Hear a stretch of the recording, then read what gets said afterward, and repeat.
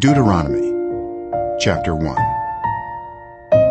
These are the words Moses spoke to all Israel in the wilderness east of the Jordan, that is, in the Arabah, opposite Suf, between Paran and Tophel, Laban, Hazeroth, and Dizahab. It takes 11 days to go from Horeb to Kadesh Barnea by the Mount Seir road. In the 40th year, on the first day of the 11th month, Moses proclaimed to the Israelites all that the Lord had commanded him concerning them. This was after he had defeated Sihon, king of the Amorites, who reigned in Heshbon, and at Edrei had defeated Og, king of Bashan, who reigned in Ashtaroth. East of the Jordan, in the territory of Moab, Moses began to expound this law, saying, "The Lord our God said to us at Horeb, 'You have stayed long enough at this mountain. Break camp and advance into the hill country of the Amorites. Go to all the neighboring peoples in the Arabah, in the mountains, in the western foothills, in the Negev, and along the coast, to the land of the Canaanites, and to Lebanon, as far as the great river, the Euphrates. See, I have given you this land. Go in and take possession of the land the Lord swore he would give to your fathers, to Abraham, Isaac, and Jacob, and to their descendants after them.' At that time I said to you, 'You are too heavy a burden for me to carry along. The Lord your God has increased your numbers, so that today you are as numerous as the stars in the sky.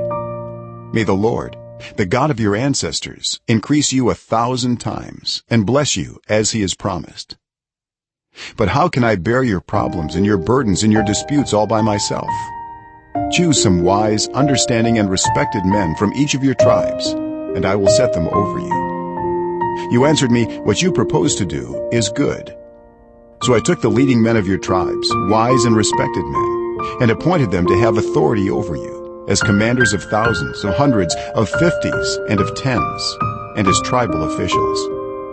And I charged your judges at that time, 'Hear the disputes between your people, and judge fairly, whether the case is between two Israelites or between an Israelite and a foreigner residing among you. Do not show partiality in judging. Hear both small and great alike. Do not be afraid of anyone, for judgment belongs to God. Bring me any case too hard for you, and I will hear it.' And at that time I told you everything you were to do. Then, as the Lord our God commanded us, we set out from Horeb and went toward the hill country of the Amorites through all that vast and dreadful wilderness that you have seen. And so we reached Kadesh Barnea.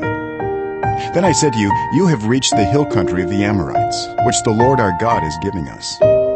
See, the Lord your God has given you the land. Go up and take possession of it, as the Lord, the God of your ancestors, told you. Do not be afraid. Do not be discouraged.'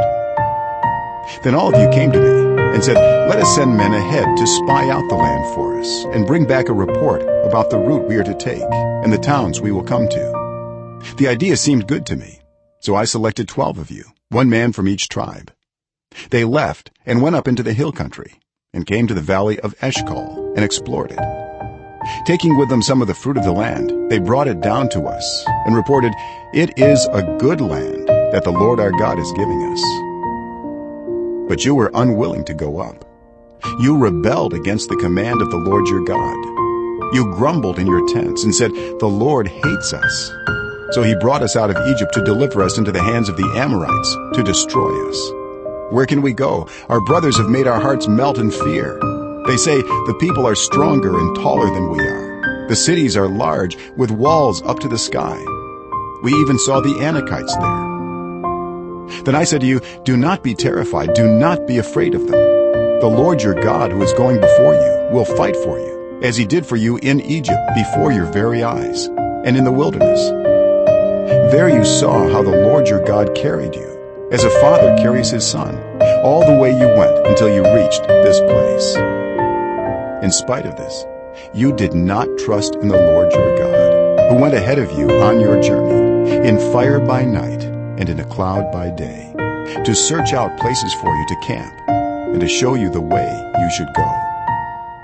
When the Lord heard what you said, he was angry and solemnly swore, 'No one from this evil generation shall see the good land I swore to give your ancestors, except Caleb son of Jephunneh, He will see it, and I will give him and his descendants the land he set his feet on, because he followed the Lord wholeheartedly. Because of you, the Lord became angry with me also, and said, "You shall not enter it either. But your assistant, Joshua son of Nun, will enter it. Encourage him, because he will lead Israel to inherit it. And the little ones that you said would be taken captive, your children who do not yet know good from bad, they will enter the land. I will give it to them, and they will take possession of it. But as for you, turn around and set out toward the desert along the route to the Red Sea." Then you replied, "We have sinned against the Lord. We will go up and fight, as the Lord our God commanded us." So every one of you put on his weapons, thinking it easy to go up into the hill country. But the Lord said to me, "Tell them, do not go up and fight, because I will not be with you. You will be defeated by your enemies." So I told you, but you would not listen. You rebelled against the Lord's command, and in your arrogance you marched up into the hill country. The Amorites who lived in those hills came out against you. They chased you like a swarm of bees and beat you down from Seir all the way to Hormah. You came back and wept before the Lord, but he paid no attention to your weeping and turned a deaf ear to you. And so you stayed in Kadesh many days, all the time you spent there.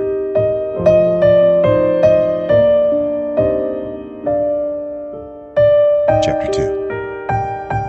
Then we turned back and set out toward the wilderness along the route to the Red Sea, as the Lord had directed me. For a long time we made our way around the hill country of Seir. Then the Lord said to me, "You have made your way around this hill country long enough. Now turn north. Give the people these orders.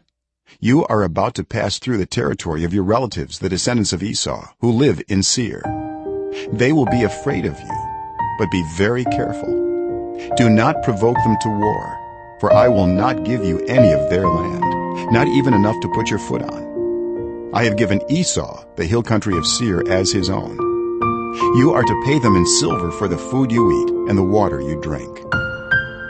The Lord your God has blessed you in all the work of your hands. He has watched over your journey through this vast wilderness. These 40 years the Lord your God has been with you, and you have not lacked anything." So we went on past our relatives, the descendants of Esau, who live in Seir. We turned from the Arabah road, which comes up from Elath and Ezion-Geber, and traveled along the desert road of Moab. Then the Lord said to me, "Do not harass the Moabites or provoke them to war, for I will not give you any part of their land. I have given Ar to the descendants of Lot as a possession." The Emites used to live there, a people strong and numerous and as tall as the Anakites. Like the Anakites, they too were considered Rephaites, but the Moabites called them Emites. Horites used to live in Seir, but the descendants of Esau drove them out. They destroyed the Horites from before them and settled in their place, just as Israel did in a land the Lord gave them as their possession. And the Lord said, "Now get up and cross the Zered Valley." So we crossed the valley. 38 years passed from the time we left Kadesh Barnea until we crossed the Zered Valley. By then, that entire generation of fighting men had perished from the camp, as the Lord had sworn to them. The Lord's hand was against them until he had completely eliminated them from the camp. Now when the last of these fighting men among the people had died, the Lord said to me, "Today you are to pass by the region of Moab at Ar. When you come to the Ammonites, do not harass them or provoke them to war, for I will not give you possession of any land belonging to the Ammonites. I have given it as a possession to the descendants of Lot." That too was considered a land of the Rephaites, who used to live there, but the Ammonites called them Zamzumites. They were a people strong and numerous, and as tall as the Anakites. The Lord destroyed them from before the Ammonites, who drove them out and settled in their place. The Lord had done the same for the descendants of Esau, who lived in Seir, when he destroyed the Horites from before them. They drove them out and have lived in their place to this day. And as for the Avites, who lived in villages as far as Gaza, the Caphtorites coming out from Caphtor destroyed them and settled in their place. Set out now and cross the Arnon Gorge. See, I have given into your hand Sihon, the Amorite, king of Heshbon, and his country. Begin to take possession of it and engage him in battle. This very day I will begin to put the terror and fear of you on all the nations under heaven. They will hear reports of you and will tremble and be in anguish because of you. From the desert of Kedemoth I sent messengers to Sihon, king of Heshbon, offering peace and saying, "Let us pass through your country. We will stay on the main road. We will not turn aside to the right or to the left. Sell us food to eat and water to drink for their price in silver. Only let us pass through on foot, as the descendants of Esau who live in Seir and the Moabites who live in Ar did for us, until we cross the Jordan into the land the Lord our God is giving us." But Sihon, king of Heshbon, refused to let us pass through. For the Lord your God had made his spirit stubborn and his heart obstinate, in order to give him into your hands, as he has now done. The Lord said to me, "See, I have begun to deliver Sihon and his country over to you. Now begin to conquer and possess his land." When Sihon and all his army came out to meet us in battle at Jahaz, the Lord our God delivered him over to us, and we struck him down, together with his sons and his whole army. At that time we took all his towns and completely destroyed them, men, women, and children. We left no survivors. But the livestock and the plunder from the towns we had captured, we carried off for ourselves. From Aroer on the rim of the Arnon Gorge, and from the town in the gorge, even as far as Gilead, not one town was too strong for us. The Lord our God gave us all of them. But in accordance with the command of the Lord our God, you did not encroach on any of the land of the Ammonites, neither the land along the course of the Jabbok, nor that around the towns in the hills.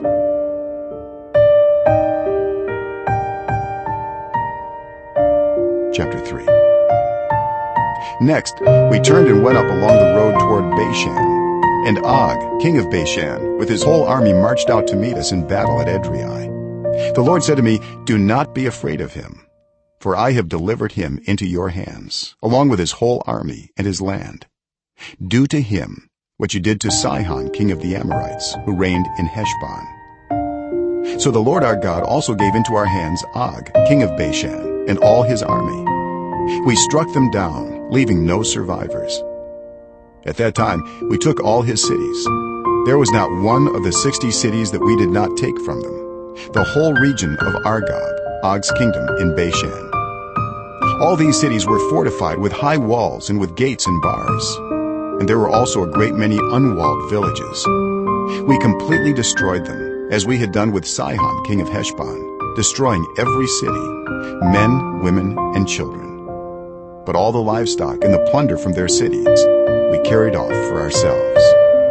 So at that time we took from these two kings of the Amorites the territory east of the Jordan, from the Arnon Gorge as far as Mount Hermon. Hermon is called Syrian by the Sidonians.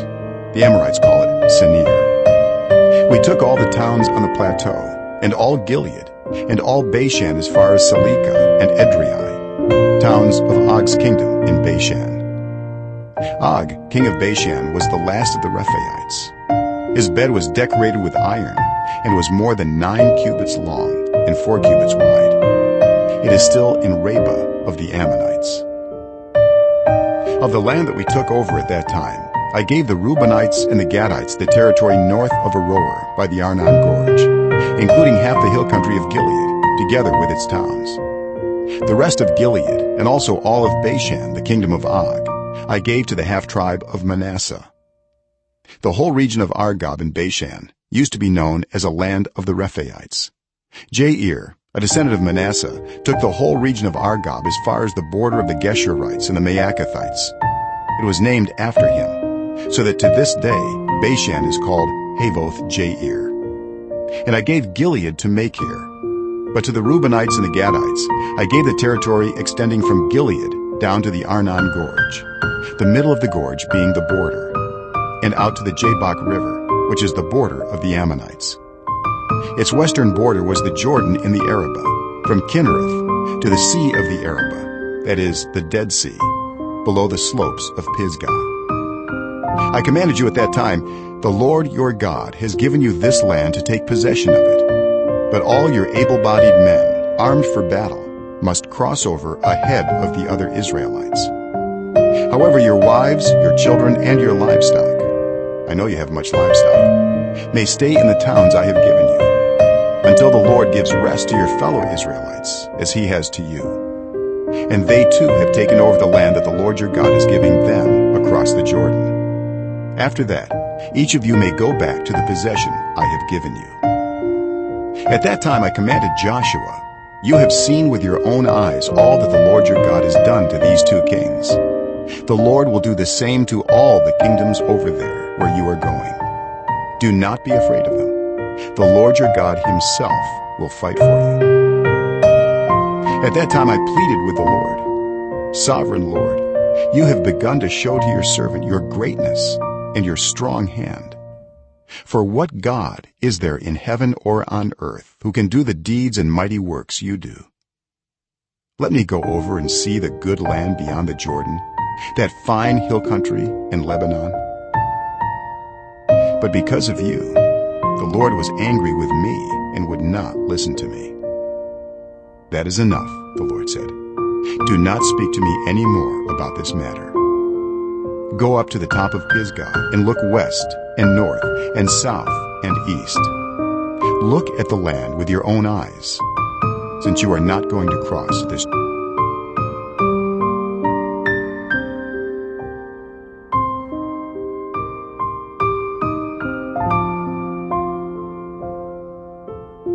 Jordan. But commission Joshua and encourage and strengthen him, for he will lead this people across and will cause them to inherit the land that you will see. So we stayed in the valley near Beth Peor.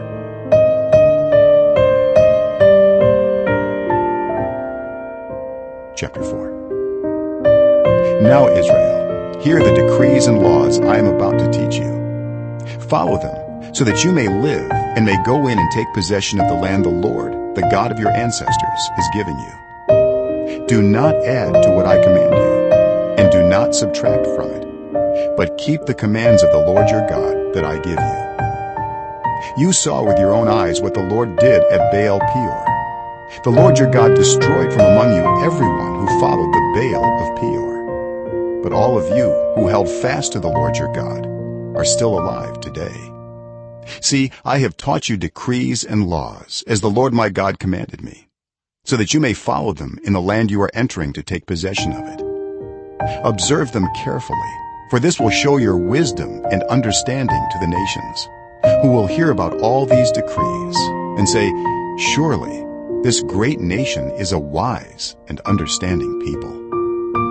What other nation is so great as to have their gods near them the way the Lord our God is near us whenever we pray to him?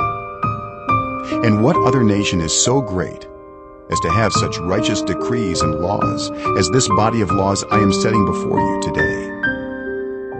Only be careful and watch yourselves closely, so that you do not forget the things your eyes have seen, or let them fade from your heart as long as you live. Teach them to your children and to their children after them. Remember the day you stood before the Lord your God at Horeb, when he said to me, "Assemble the people before me to hear my words, so that they may learn to revere me as long as they live in the land, and may teach them to their children." You came near and stood at the foot of the mountain while it blazed with fire to the very heavens, with black clouds and deep darkness. Then the Lord spoke to you out of the fire. You heard the sound of words, but saw no form. There was only a voice.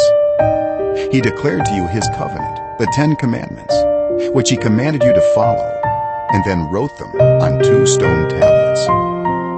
And the Lord directed me at that time to teach you the decrees and laws you are to follow in the land that you are crossing the Jordan to possess. You saw no form of any kind the day the Lord spoke to you at Horeb out of the fire.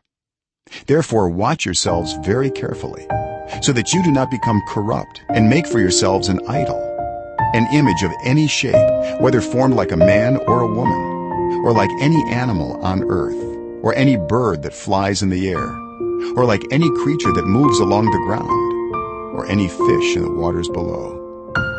And when you look up to the sky and see the sun, the moon, and the stars, all the heavenly array, do not be enticed into bowing down to them and worshiping things the Lord your God has apportioned to all the nations under heaven. But as for you, the Lord took you and brought you out of the iron-smelting furnace, out of Egypt, to be the people of his inheritance, as you now are. The Lord was angry with me because of you, and he solemnly swore that I would not cross the Jordan and enter the good land the Lord your God is giving you as your inheritance. I will die in this land. I will not cross the Jordan. But you are about to cross over and take possession of that good land. Be careful not to forget the covenant of the Lord your God that he made with you. Do not make for yourselves an idol in the form of anything the Lord your God has forbidden. For the Lord your God is a consuming fire, a jealous God. After you have had children and grandchildren and have lived in the land a long time, if you then become corrupt and make any kind of idol, doing evil in the eyes of the Lord your God and arousing his anger, I call the heavens and the earth as witnesses against you this day, that you will quickly perish from the land that you are crossing the Jordan to possess. You will not live there long, but will certainly be destroyed. The Lord will scatter you among the peoples, and only a few of you will survive among the nations to which the Lord will drive you. There you will worship man-made gods of wood and stone, which cannot see or hear or eat or smell. But if from there you seek the Lord your God, you will find him, if you seek him with all your heart and with all your soul. When you are in distress and all these things have happened to you, then in later days you will return to the Lord your God and obey him. For the Lord your God is a merciful God. He will not abandon or destroy you, or forget the covenant with your ancestors, which he confirmed to them by oath. Ask now about the former days, long before your time, from the day God created human beings on the earth. Ask from one end of the heavens to the other, has anything so great as this ever happened? Or has anything like it ever been heard of? Has any other people heard the voice of God speaking out of fire, as you have, and lived? Has any God ever tried to take for himself one nation out of another nation, by testings, by signs and wonders, by war, by a mighty hand and an outstretched arm, or by great and awesome deeds, like all the things the Lord your God did for you in Egypt before your very eyes? You were shown these things so that you might know that the Lord is God. Besides him there is no other. From heaven he made you hear his voice to discipline you. On earth he showed you his great fire, and you heard his words from out of the fire.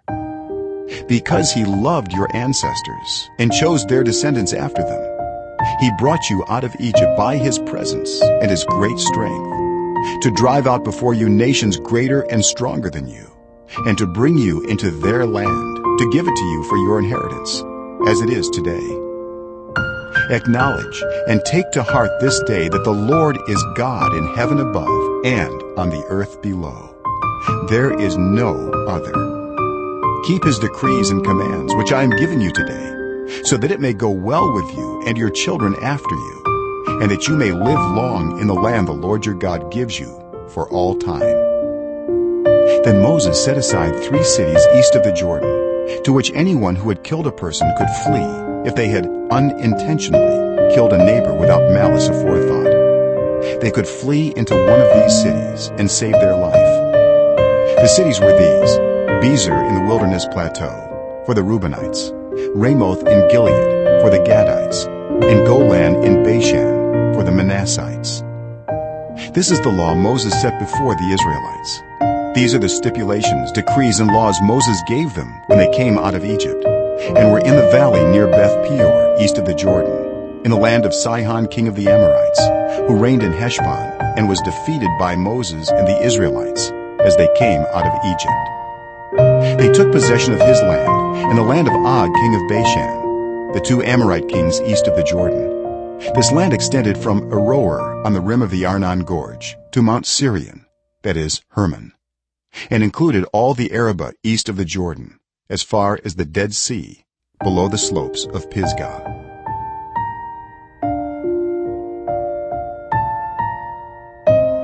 Chapter 5. Moses summoned all Israel and said, "Hear, Israel, the decrees and laws I declare in your hearing today. Learn them and be sure to follow them. The Lord our God made a covenant with us at Horeb. It was not with our ancestors that the Lord made this covenant, but with us, with all of us who are alive here today. The Lord spoke to you face to face out of the fire on the mountain.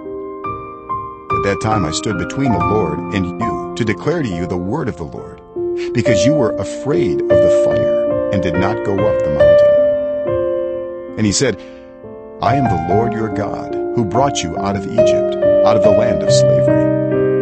You shall have no other gods before me. You shall not make for yourself an image in the form of anything in heaven above or on the earth beneath or in the waters below. You shall not bow down to them or worship them. For I, the Lord your God, am a jealous God, punishing the children for the sin of the parents to the third and fourth generation of those who hate me, but showing love to 1,000 generations of those who love me and keep my commandments. You shall not misuse the name of the Lord your God, for the Lord will not hold anyone guiltless who misuses his name. Observe the Sabbath day by keeping it holy, as the Lord your God has commanded you. 6 days you shall labor and do all your work, but the seventh day is a Sabbath to the Lord your God. On it you shall not do any work, neither you nor your son or daughter, nor your male or female servant, nor your ox, your donkey, or any of your animals, nor any foreigner residing in your towns, so that your male and female servants may rest as you do. Remember that you were slaves in Egypt, and that the Lord your God brought you out of there with a mighty hand and an outstretched arm. Therefore, the Lord your God has commanded you to observe the Sabbath day. Honor your father and your mother, as the Lord your God has commanded you, so that you may live long and that it may go well with you in the land the Lord your God is giving you. You shall not murder. You shall not commit adultery. You shall not steal. You shall not give false testimony against your neighbor. You shall not covet your neighbor's wife. You shall not set your desire on your neighbor's house or land, his male or female servant, his ox or donkey, or anything that belongs to your neighbor. These are the commandments the Lord proclaimed in a loud voice to your whole assembly there on the mountain from out of the fire, the cloud and the deep darkness. And he added nothing more. Then he wrote them on 2 stone tablets and gave them to me. When you heard the voice out of the darkness, while the mountain was ablaze with fire, all the leaders of your tribes and your elders came to me. And you said, "The Lord our God has shown us his glory and his majesty, and we have heard his voice from the fire. Today we have seen that a person can live even if God speaks with them. But now, why should we die?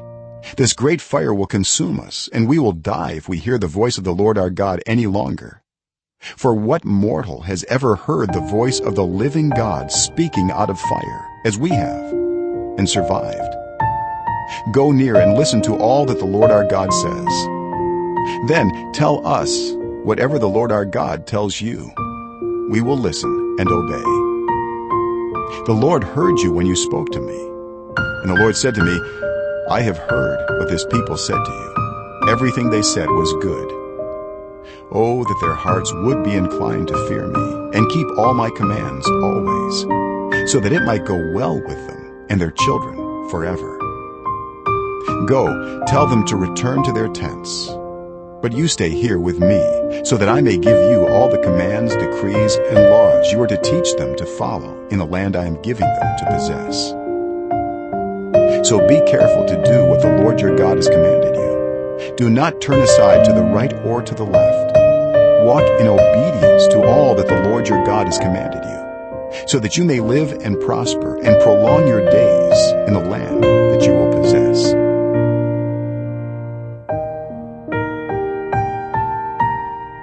Chapter 6. These are the commands, decrees, and laws the Lord your God directed me to teach you to observe in the land that you are crossing the Jordan to possess, so that you, your children, and their children after them may fear the Lord your God as long as you live, by keeping all his decrees and commands that I give you, and so that you may enjoy long life. Hear, Israel, and be careful to obey, so that it may go well with you, and that you may increase greatly in a land flowing with milk and honey, just as the Lord, the God of your ancestors, promised you. Hear, O Israel, the Lord our God, the Lord is one. Love the Lord your God with all your heart, and with all your soul, and with all your strength. These commandments that I give you today are to be on your hearts. Impress them on your children. Talk about them when you sit at home and when you walk along the road, when you lie down and when you get up. Tie them as symbols on your hands and bind them on your foreheads. Write them on the doorframes of your houses and on your gates. When the Lord your God brings you into the land he swore to your fathers, to Abraham, Isaac, and Jacob, to give you, a land with large, flourishing cities you did not build, houses filled with all kinds of good things you did not provide, wells you did not dig, and vineyards and olive groves you did not plant. Then, when you eat and are satisfied, be careful that you do not forget the Lord, who brought you out of Egypt, out of the land of slavery. Fear the Lord your God, serve him only, and take your oaths in his name. Do not follow other gods, the gods of the peoples around you. For the Lord your God, who is among you, is a jealous God, and his anger will burn against you, and he will destroy you from the face of the land. Do not put the Lord your God to the test as you did at Massah. Be sure to keep the commands of the Lord your God and the stipulations and decrees he has given you. Do what is right and good in the Lord's sight, so that it may go well with you, and you may go in and take over the good land the Lord promised on oath to your ancestors, thrusting out all your enemies before you, as the Lord said. In the future, when your son asks you, "What is the meaning of the stipulations, decrees, and laws the Lord our God has commanded you?" tell him, "We were slaves of Pharaoh in Egypt, but the Lord brought us out of Egypt with a mighty hand. Before our eyes the Lord sent signs and wonders, great and terrible, on Egypt and Pharaoh and his whole household. But he brought us out from there to bring us in and give us the land he promised on oath to our ancestors. The Lord commanded us to obey all these decrees and to fear the Lord our God, so that we might always prosper and be kept alive, as is the case today.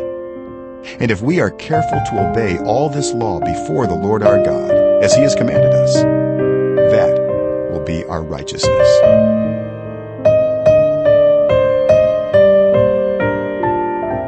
Chapter 7. When the Lord your God brings you into the land you are entering to possess, and drives out before you many nations, the Hittites, Girgashites, Amorites, Canaanites, Perizzites, Hivites, and Jebusites, 7 nations larger and stronger than you. And when the Lord your God has delivered them over to you, and you have defeated them, then you must destroy them totally. Make no treaty with them, and show them no mercy. Do not intermarry with them. Do not give your daughters to their sons, or take their daughters for your sons, for they will turn your children away from following me to serve other gods, and the Lord's anger will burn against you and will quickly destroy you. This is what you are to do to them: break down their altars, smash their sacred stones, cut down their Asherah poles, and burn their idols in the fire. For you are a people holy to the Lord your God. The Lord your God has chosen you out of all the peoples on the face of the earth to be his people, his treasured possession. The Lord did not set his affection on you and choose you because you were more numerous than other peoples, for you were the fewest of all peoples. But it was because the Lord loved you and kept the oath he swore to your ancestors, that he brought you out with a mighty hand and redeemed you from the land of slavery, from the power of Pharaoh, king of Egypt. Know therefore that the Lord your God is God. He is the faithful God, keeping his covenant of love to 1,000 generations of those who love him and keep his commandments. But those who hate him, he will repay to their face by destruction. He will not be slow to repay to their face those who hate him. Therefore, take care to follow the commands, decrees, and laws I give you today. If you pay attention to these laws and are careful to follow them, then the Lord your God will keep his covenant of love with you, as he swore to your ancestors. He will love you and bless you and increase your numbers. He will bless the fruit of your womb, the crops of your land, your grain, new wine, and olive oil, the calves of your herds and the lambs of your flocks, in the land he swore to your ancestors to give you. You will be blessed more than any other people. None of your men or women will be childless, nor will any of your livestock be without young. The Lord will keep you free from every disease. He will not inflict on you the horrible diseases you knew in Egypt, but he will inflict them on all who hate you. You must destroy all the peoples the Lord your God gives over to you. Do not look on them with pity, and do not serve their gods, for that will be a snare to you. You may say to yourselves, these nations are stronger than we are. How can we drive them out? But do not be afraid of them. Remember well what the Lord your God did to Pharaoh and to all Egypt. You saw with your own eyes the great trials, the signs and wonders, the mighty hand and outstretched arm, with which the Lord your God brought you out. The Lord your God will do the same to all the peoples you now fear. Moreover, the Lord your God will send the hornet among them, until even the survivors who hide from you have perished. Do not be terrified by them, for the Lord your God who is among you is a great and awesome God. The Lord your God will drive out those nations before you, little by little. You will not be allowed to eliminate them all at once, or the wild animals will multiply around you. But the Lord your God will deliver them over to you, throwing them into great confusion until they are destroyed. He will give their kings into your hand, and you will wipe out their names from under heaven. No one will be able to stand up against you. You will destroy them. The images of their gods you are to burn in the fire. Do not covet the silver and gold on them, and do not take it for yourselves, or you will be ensnared by it, for it is detestable to the Lord your God. Do not bring a detestable thing into your house, or you, like it, will be set apart for destruction. Regard it as vile and utterly detest it, for it is set apart for destruction.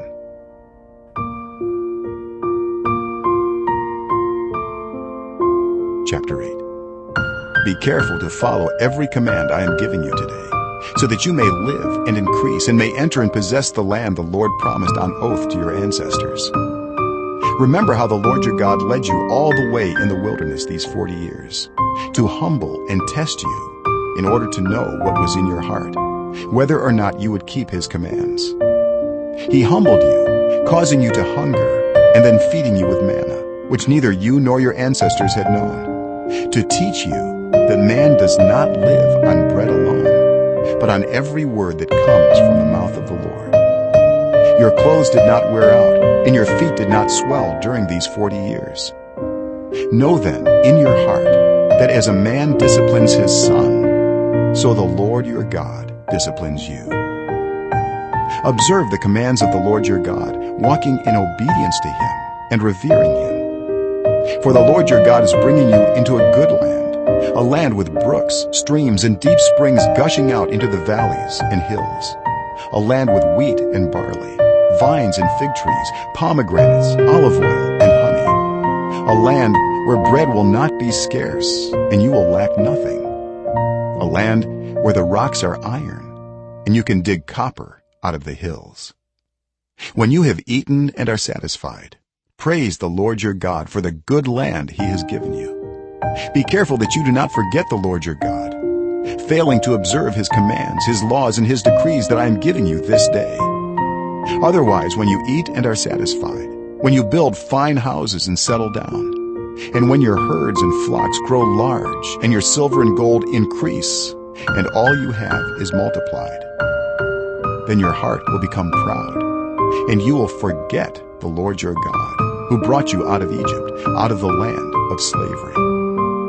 He led you through the vast and dreadful wilderness, that thirsty and waterless land. with its venomous snakes and scorpions.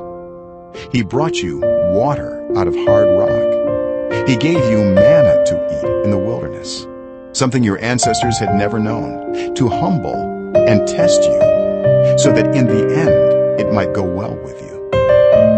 You may say to yourself, my power and the strength of my hands have produced this wealth for me. But remember the Lord your God, for it is He who gives you the ability to produce wealth, and so confirms His covenant, which He swore to your ancestors, as it is today.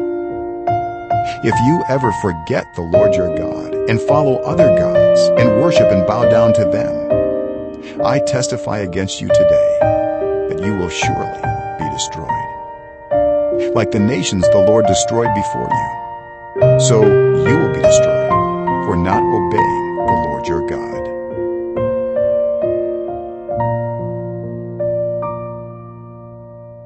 Chapter 9. Hear, Israel, you are now about to cross the Jordan to go in and dispossess nations greater and stronger than you, with large cities that have walls up to the sky. The people are strong and tall, Anakites. You know about them and have heard it said, who can stand up against the Anakites?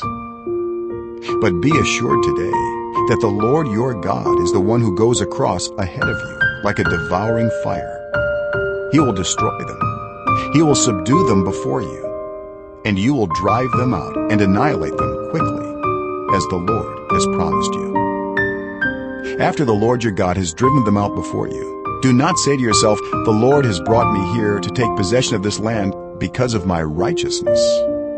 No, it is on account of the wickedness of these nations that the Lord is going to drive them out before you. It is not because of your righteousness or your integrity that you are going in to take possession of their land, but on account of the wickedness of these nations, the Lord your God will drive them out before you, to accomplish what He swore to your fathers, to Abraham, Isaac, and Jacob. Understand then that it is not because of your righteousness that the Lord your God has given you this good land to possess, for you are a stiff-necked people. Remember this, and never forget how you aroused the anger of the Lord your God in the wilderness. From the day you left Egypt until you arrived here, you have been rebellious against the Lord. At Horeb, you aroused the Lord's wrath so that He was angry enough to destroy you.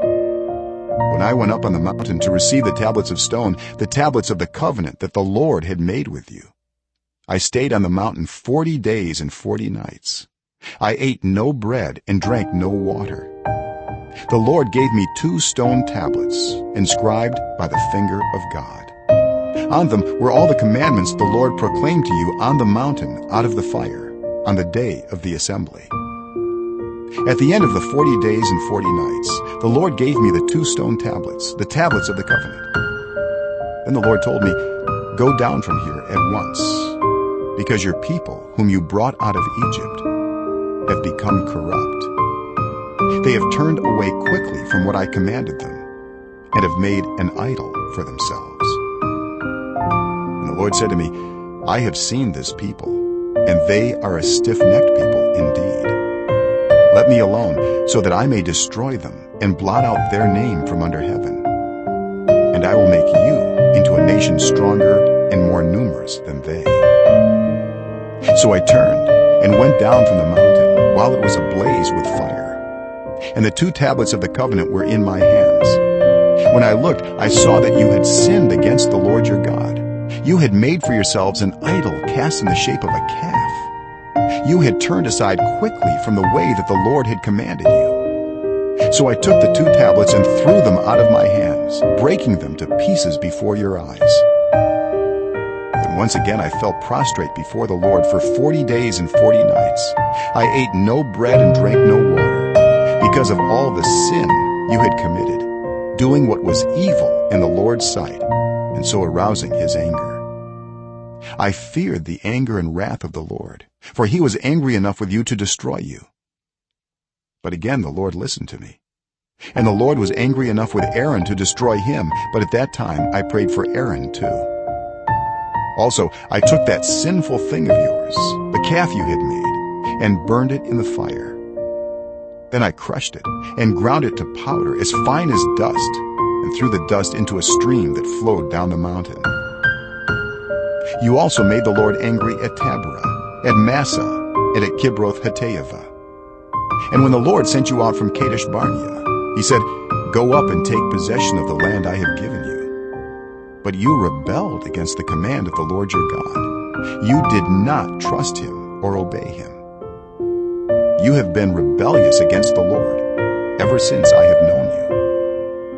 I lay prostrate before the Lord those 40 days and 40 nights because the Lord had said he would destroy you. I prayed to the Lord and said, "Sovereign Lord, do not destroy your people, your own inheritance that you redeemed by your great power and brought out of Egypt with a mighty hand. Remember your servants Abraham, Isaac, and Jacob. Overlook the stubbornness of this people, their wickedness and their sin. Otherwise the country from which you brought us will say, because the Lord was not able to take them into the land he had promised them, and because he hated them, he brought them out to put them to death in the wilderness. But they are your people, your inheritance that you brought out by your great power and your outstretched arm."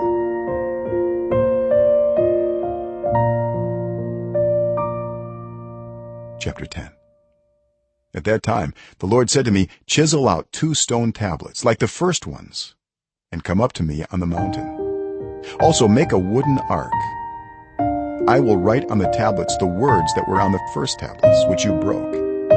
Then you are to put them in the ark." So I made the ark out of acacia wood and chiseled out 2 stone tablets like the first ones, and I went up on the mountain with the 2 tablets in my hands.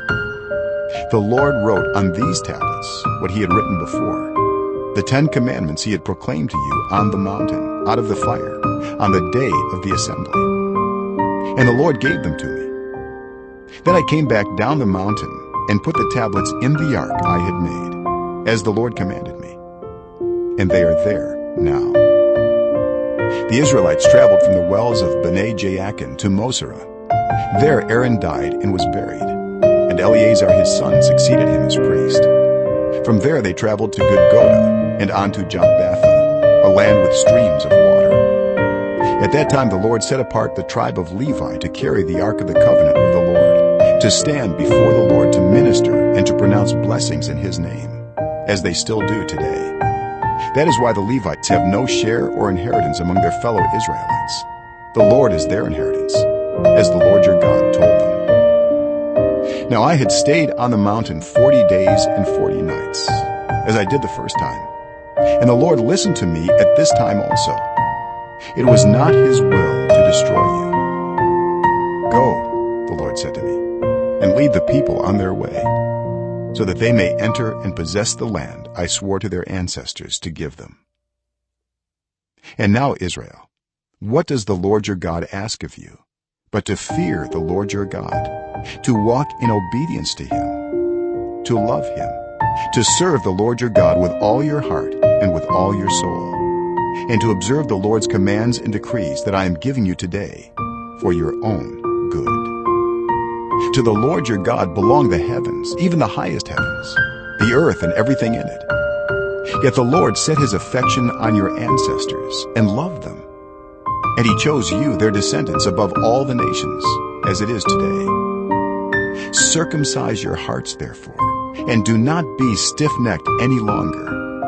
For the Lord your God is God of gods and Lord of lords, the great God, mighty and awesome, who shows no partiality and accepts no bribes.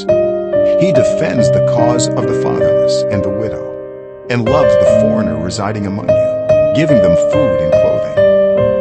And you are to love those who are foreigners, for you yourselves were foreigners in Egypt. Fear the Lord your God and serve him. Hold fast to him and take your oaths in his name. He is the one you praise. He is your God, who performed for you those great and awesome wonders you saw with your own eyes. Your ancestors who went down into Egypt were 70 in all, and now the Lord your God has made you as numerous as the stars in the sky.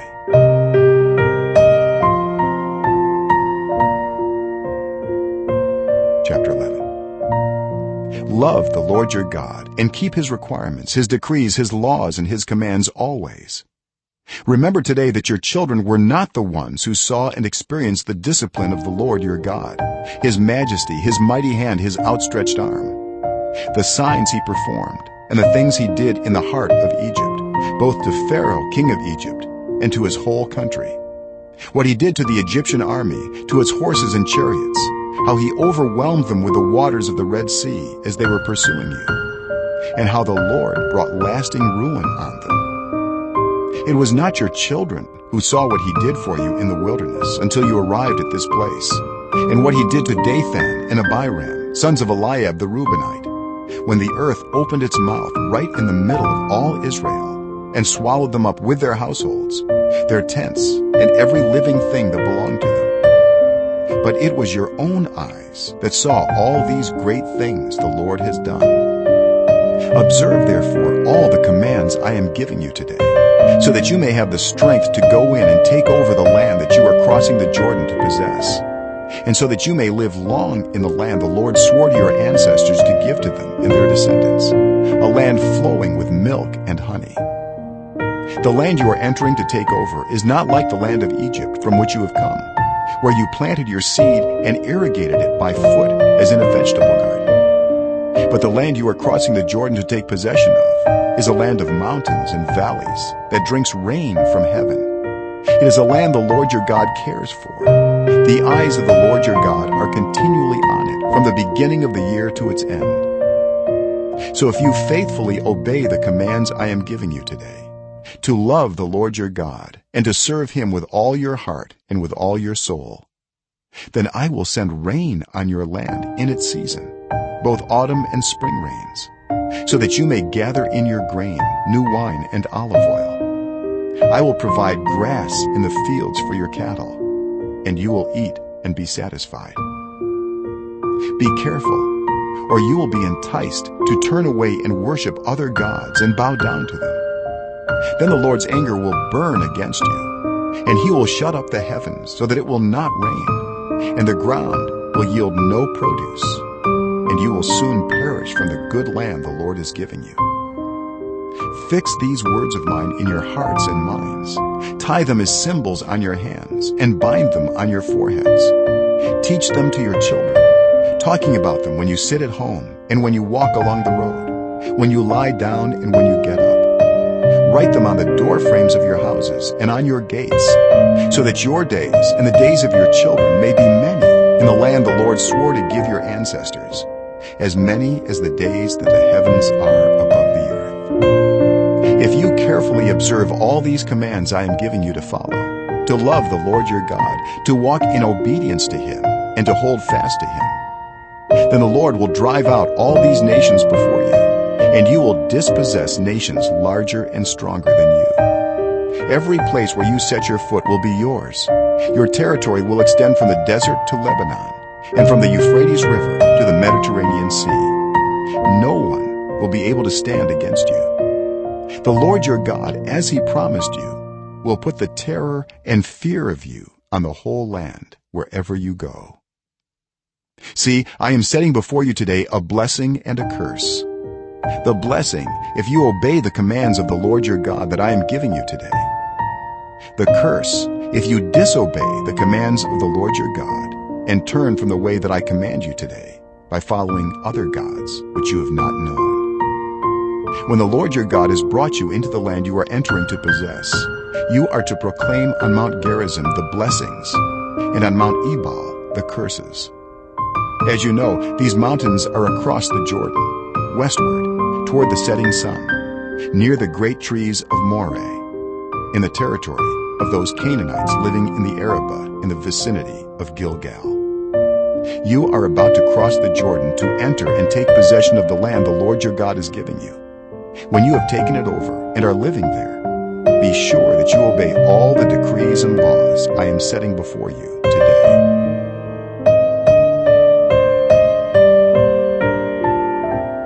Chapter 12. These are the decrees and laws you must be careful to follow in the land that the Lord, the God of your ancestors, has given you to possess, as long as you live in the land. Destroy completely all the places on the high mountains, on the hills, and under every spreading tree, where the nations you are dispossessing worship their gods. Break down their altars, smash their sacred stones, and burn their Asherah poles in the fire. Cut down the idols of their gods and wipe out their names from those places. You must not worship the Lord your God in their way, but you are to seek the place the Lord your God will choose from among all your tribes to put his name there for his dwelling. To that place you must go. There bring your burnt offerings and sacrifices, your tithes and special gifts, what you have vowed to give in your free will offerings, and the firstborn of your herds and flocks. There, in the presence of the Lord your God, you and your family shall eat and shall rejoice in everything you have put your hand to, because the Lord your God has blessed you. You are not to do as we do here today, everyone doing as they see fit, since you have not yet reached the resting place and the inheritance the Lord your God is giving you. But you will cross the Jordan and settle in the land the Lord your God is giving you as an inheritance, and he will give you rest from all your enemies around you, so that you will live in safety. Then to the place the Lord your God will choose as a dwelling for his name, there you are to bring everything I command you, your burnt offerings and sacrifices, your tithes and special gifts, and all the choice possessions you have vowed to the Lord. And there rejoice before the Lord your God, you, your sons and daughters, your male and female servants, and the Levites from your towns who have no allotment or inheritance of their own. Be careful not to sacrifice your burnt offerings anywhere you please. Offer them only at the place the Lord will choose in one of your tribes, and there observe everything I command you. Nevertheless, you may slaughter your animals in any of your towns and eat as much of the meat as you want, as if it were gazelle or deer, according to the blessing the Lord your God gives you. Both the ceremonially unclean and the clean may eat it. But you must not eat the blood. Pour it out on the ground like water. You must not eat in your own towns the tithe of your grain and new wine and olive oil, or the firstborn of your herds and flocks, or whatever you have vowed to give, or your free will offerings or special gifts. Instead, you are to eat them in the presence of the Lord your God at the place the Lord your God will choose. You, your sons and daughters, your male and female servants, and the Levites from your towns. And you are to rejoice before the Lord your God in everything you put your hand to. Be careful not to neglect the Levites as long as you live in your land. When the Lord your God has enlarged your territory as he promised you, and you crave meat and say, I would like some meat, then you may eat as much of it as you want. If the place where the Lord your God chooses to put his name is too far away from you, you may slaughter animals from the herds and flocks the Lord has given you, as I have commanded you. And in your own towns you may eat as much of them as you want. Eat them as you would gazelle or deer. Both the ceremonially unclean and the clean may eat. But be sure you do not eat the blood, because the blood is the life, and you must not eat the life with the meat. You must not eat the blood. Pour it out on the ground like water. Do not eat it, so that it may go well with you and your children after you, because you will be doing what is right in the eyes of the Lord. But take your consecrated things, and whatever you have vowed to give, and go to the place the Lord will choose. Present your burnt offerings on the altar of the Lord your God, both the meat and the blood. The blood of your sacrifices must be poured beside the altar of the Lord your God, but you may eat the meat. Be careful to obey all these regulations I am giving you, so that it may always go well with you and your children after you, because you will be doing what is good and right in the eyes of the Lord your God. The Lord your God will cut off before you the nations you are about to invade and dispossess. But when you have driven them out and settled in their land, and after they have been destroyed before you, be careful not to be ensnared by inquiring about their gods, saying, how do these nations serve their gods? We will do the same. You must not worship the Lord your God in their way, because in worshiping their gods, they do all kinds of detestable things the Lord hates. They even burn their sons and daughters in the fire as sacrifices to their gods. See that you do all I command you. Do not add to it or take away from it.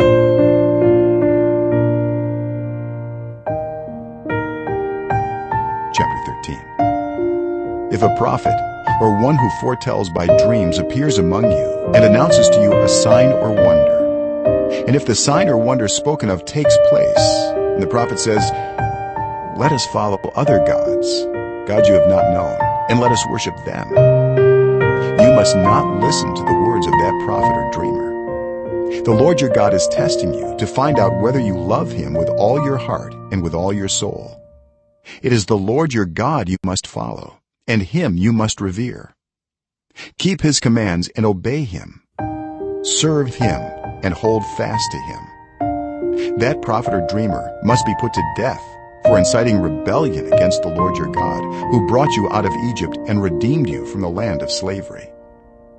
That prophet or dreamer tried to turn you from the way the Lord your God commanded you to follow. You must purge the evil from among you. If your very own brother, or your son or daughter, or the wife you love, or your closest friend secretly entices you, saying, "Let us go and worship other gods," gods that neither you nor your ancestors have known, gods of the peoples around you, whether near or far, from one end of the land to the other, do not yield to them or listen to them. Show them no pity. Do not spare them or shield them. You must certainly put them to death. Your hand must be the first in putting them to death, and then the hands of all the people. Stone them to death, because they tried to turn you away from the Lord your God, who brought you out of Egypt, out of the land of slavery.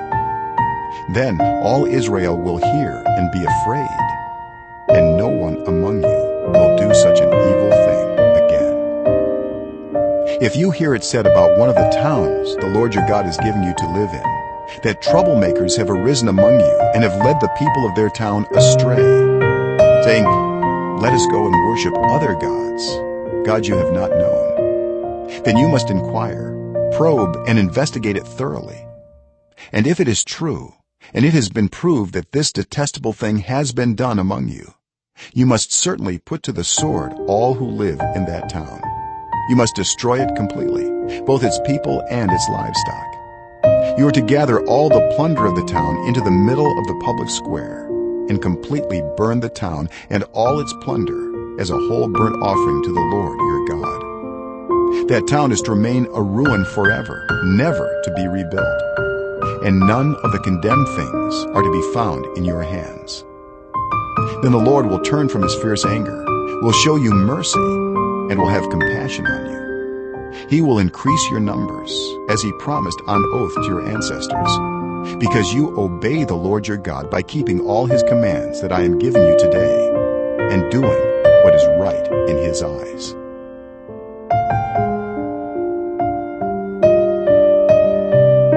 Chapter 14. You are the children of the Lord your God. Do not cut yourselves, or shave the front of your heads for the dead, for you are a people holy to the Lord your God. Out of all the peoples on the face of the earth, the Lord has chosen you to be his treasured possession. Do not eat any detestable thing. These are the animals you may eat: the ox, the sheep, the goat, the deer, the gazelle, the roe deer, the wild goat, the ibex, the antelope, and the mountain sheep. You may eat any animal that has a divided hoof and that chews the cud. However, of those that chew the cud or that have a divided hoof, you may not eat the camel, the rabbit, or the hyrax. Although they chew the cud, they do not have a divided hoof. They are ceremonially unclean for you. The pig is also unclean. Although it has a divided hoof, it does not chew the cud. You are not to eat their meat or touch their carcasses. Of all the creatures living in the water, you may eat any that has fins and scales. But anything that does not have fins and scales, you may not eat. For you it is unclean. You may eat any clean bird, but these you may not eat: the eagle, the vulture, the black vulture, the red kite, the black kite, any kind of falcon, any kind of raven, the horned owl, the screech owl, the gull, any kind of hawk, the little owl, the great owl, the white owl, the desert owl, the osprey, the cormorant, the stork, any kind of heron, the hoopoe, and the bat. All flying insects are unclean to you. Do not eat them. But any winged creature that is clean you may eat. Do not eat anything you find already dead. You may give it to the foreigner residing in any of your towns, and they may eat it. Or you may sell it to any other foreigner. But you are a people holy to the Lord your God. Do not cook a young goat in its mother's milk. Be sure to set aside 1/10 of all that your fields produce each year. Eat the tithe of your grain, new wine, and olive oil, and the firstborn of your herds and flocks in the presence of the Lord your God, at the place he will choose as a dwelling for his name, so that you may learn to revere the Lord your God always. But if that place is too distant, and you have been blessed by the Lord your God and cannot carry your tithe, because the place where the Lord will choose to put his name is so far away, then exchange your tithe for silver, and take the silver with you, and go to the place the Lord your God will choose. Use the silver to buy whatever you like: cattle, sheep, wine, or other fermented drink, or anything you wish. Then you and your household shall eat there in the presence of the Lord your God, and rejoice. And do not neglect the Levites living in your towns, for they have no allotment or inheritance of their own.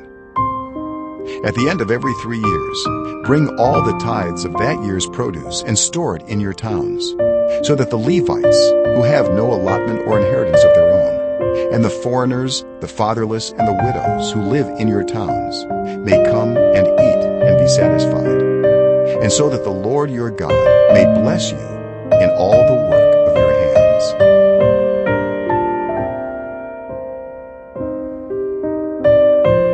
Chapter 15. At the end of every 7 years, you must cancel debts. This is how it is to be done. Every creditor shall cancel any loan they have made to a fellow Israelite.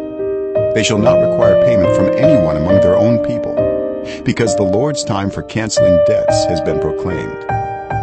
You may require payment from a foreigner, but you must cancel any debt your fellow Israelite owes you. However, there need be no poor people among you, for in the land the Lord your God is giving you to possess as your inheritance, he will richly bless you. If only you fully obey the Lord your God and are careful to follow all these commands I am giving you today. For the Lord your God will bless you as he has promised, and you will lend to many nations but will borrow from none. You will rule over many nations, but none will rule over you. If anyone is poor among your fellow Israelites in any of the towns of the land the Lord your God is giving you, do not be hard-hearted or tight-fisted toward them. Rather, be open-handed and freely lend them whatever they need. Be careful not to harbor this wicked thought: the 7th year, the year for canceling debts, is near, so that you do not show ill will toward the needy among your fellow Israelites and give them nothing. They may then appeal to the Lord against you, and you will be found guilty of sin. Give generously to them, and do so without a grudging heart. Then, because of this, the Lord your God will bless you in all your work and in everything you put your hand to. There will always be poor people in the land. Therefore, I command you to be open-handed toward your fellow Israelites who are poor and needy in your land. If any of your people, Hebrew men or women, sell themselves to you and serve you 6 years, in the 7th year you must let them go free. And when you release them, do not send them away empty-handed. Supply them liberally from your flock, your threshing floor, and your winepress. Give to them as the Lord your God has blessed you. Remember that you were slaves in Egypt, and the Lord your God redeemed you. That is why I give you this command today. But if your servant says to you, I do not want to leave you, because he loves you and your family and is well off with you, then take an awl and push it through his earlobe into the door, and he will become your servant for life. Do the same for your female servant. Do not consider it a hardship to set your servant free, because their service to you these 6 years has been worth twice as much as that of a hired hand. And the Lord your God will bless you in everything you do. Set apart for the Lord your God every firstborn male of your herds and flocks. Do not put the firstborn of your cows to work, and do not shear the firstborn of your sheep. Each year you and your family are to eat them in the presence of the Lord your God at the place he will choose. If an animal has a defect, is lame or blind, or has any serious flaw, you must not sacrifice it to the Lord your God. You are to eat it in your own towns. Both the ceremonially unclean and the clean may eat it, as if it were gazelle or deer. But you must not eat the blood. Pour it out on the ground like water.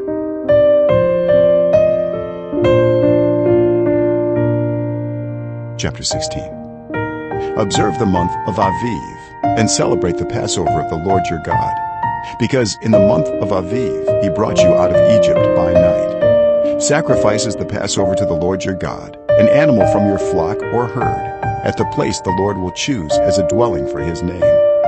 Do not eat it with bread made with yeast, but for 7 days eat unleavened bread, the bread of affliction, because you left Egypt in haste, so that all the days of your life you may remember the time of your departure from Egypt. Let no yeast be found in your possession in all your land for 7 days. Do not let any of the meat you sacrifice on the evening of the first day remain until morning. You must not sacrifice the Passover in any town the Lord your God gives you, except in the place he will choose as a dwelling for his name. There you must sacrifice the Passover in the evening, when the sun goes down, on the anniversary of your departure from Egypt. Roast it and eat it at the place the Lord your God will choose. Then in the morning return to your tents. For 6 days eat unleavened bread, and on the 7th day hold an assembly to the Lord your God, and do no work. Count off 7 weeks from the time you begin to put the sickle to the standing grain. Then celebrate the festival of weeks to the Lord your God by giving a free will offering in proportion to the blessings the Lord your God has given you. And rejoice before the Lord your God at the place he will choose as a dwelling for his name. You, your sons and daughters, your male and female servants, the Levites in your towns, and the foreigners, the fatherless and the widows living among you. Remember that you were slaves in Egypt, and follow carefully these decrees. Celebrate the festival of tabernacles for 7 days after you have gathered the produce of your threshing floor and your winepress. Be joyful at your festival, you, your sons and daughters, your male and female servants, and the Levites, the foreigners, the fatherless, and the widows who live in your towns. For 7 days celebrate the festival to the Lord your God at the place the Lord will choose. For the Lord your God will bless you in all your harvest and in all the work of your hands, and your joy will be complete. 3 times a year all your men must appear before the Lord your God at the place he will choose, at the festival of unleavened bread, the festival of weeks, and the festival of tabernacles. No one should appear before the Lord empty-handed. Each of you must bring a gift in proportion to the way the Lord your God has blessed you.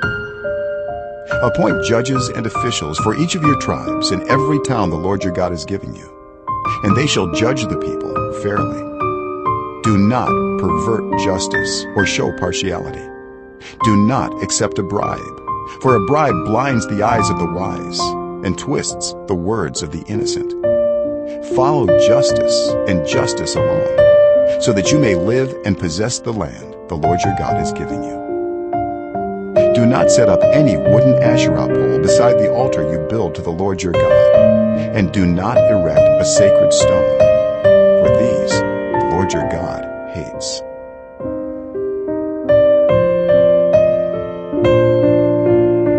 Chapter 17. Do not sacrifice to the Lord your God an ox or a sheep that has any defect or flaw in it, for that would be detestable to him. If a man or woman living among you in one of the towns the Lord gives you is found doing evil in the eyes of the Lord your God, in violation of his covenant, and contrary to my command has worshipped other gods, bowing down to them, or to the sun, or the moon, or the stars in the sky, and this has been brought to your attention, then you must investigate it thoroughly.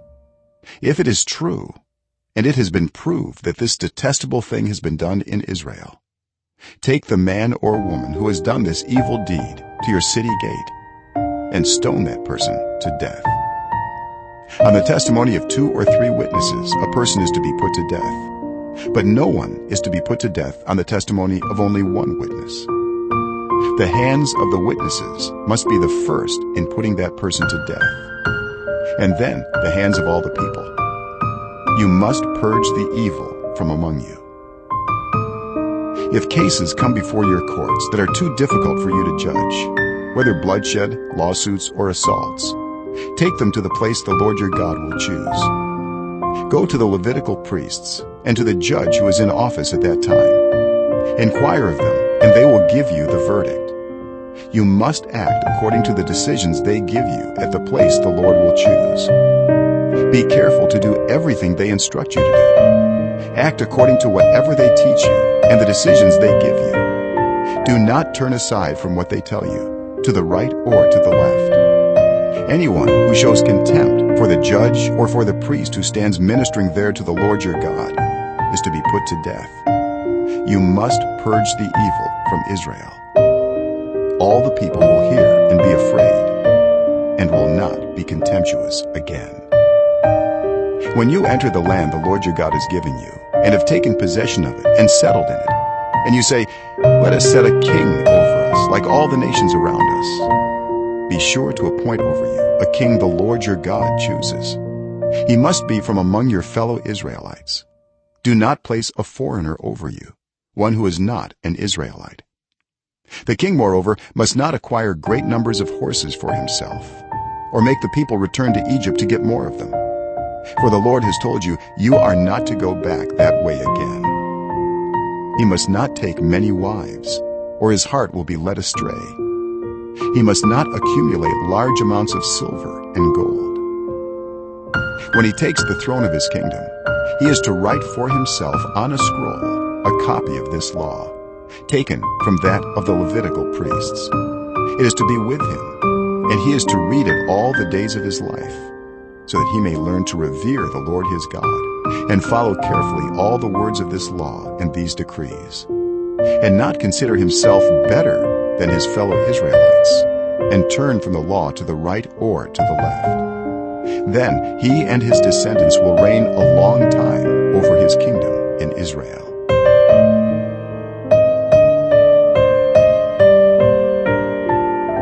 Chapter 18. The Levitical priests, indeed the whole tribe of Levi, are to have no allotment or inheritance with Israel. They shall live on the food offerings presented to the Lord, for that is their inheritance. They shall have no inheritance among their fellow Israelites. The Lord is their inheritance, as he promised them. This is the share due the priests from the people who sacrifice a bull or a sheep, the shoulder, the internal organs, and the meat from the head. You are to give them the first fruits of your grain, new wine and olive oil, and the first wool from the shearing of your sheep.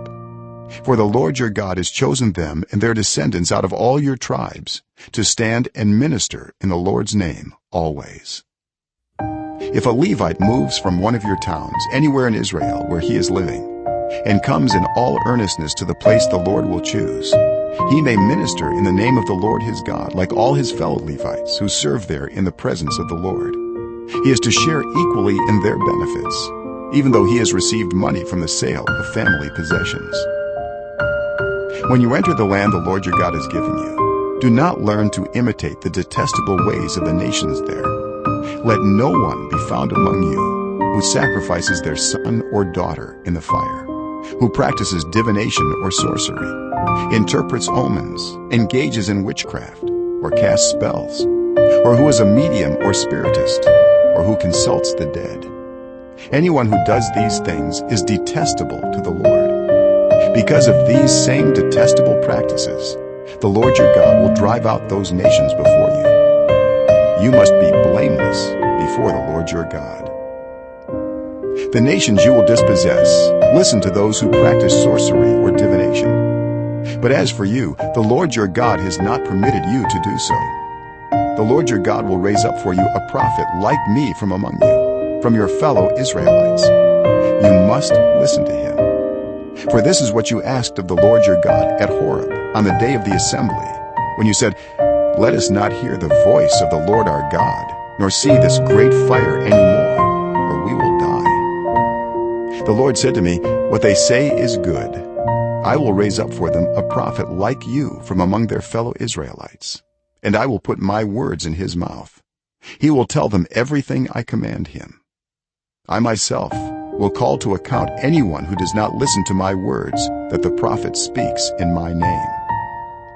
But a prophet who presumes to speak in my name anything I have not commanded, or a prophet who speaks in the name of other gods, is to be put to death." You may say to yourselves, "How can we know when a message has not been spoken by the Lord?" If what a prophet proclaims in the name of the Lord does not take place or come true, that is a message the Lord has not spoken. That prophet has spoken presumptuously, so do not be alarmed.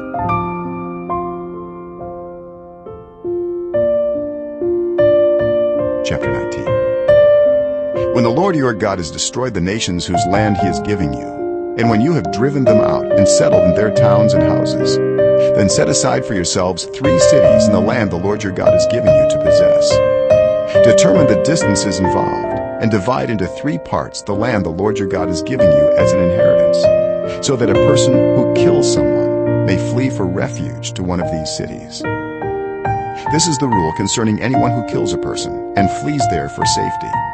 Anyone who kills a neighbor unintentionally, without malice aforethought. For instance, a man may go into the forest with his neighbor to cut wood, and as he swings his axe to fell a tree, the head may fly off and hit his neighbor and kill him. That man may flee to one of these cities and save his life.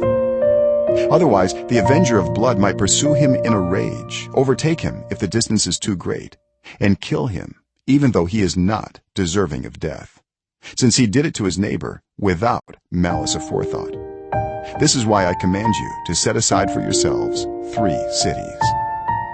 If the Lord your God enlarges your territory, as he promised on oath to your ancestors, and gives you the whole land he promised them, because you carefully follow all these laws I command you today, to love the Lord your God and to walk always in obedience to him, then you are to set aside 3 more cities.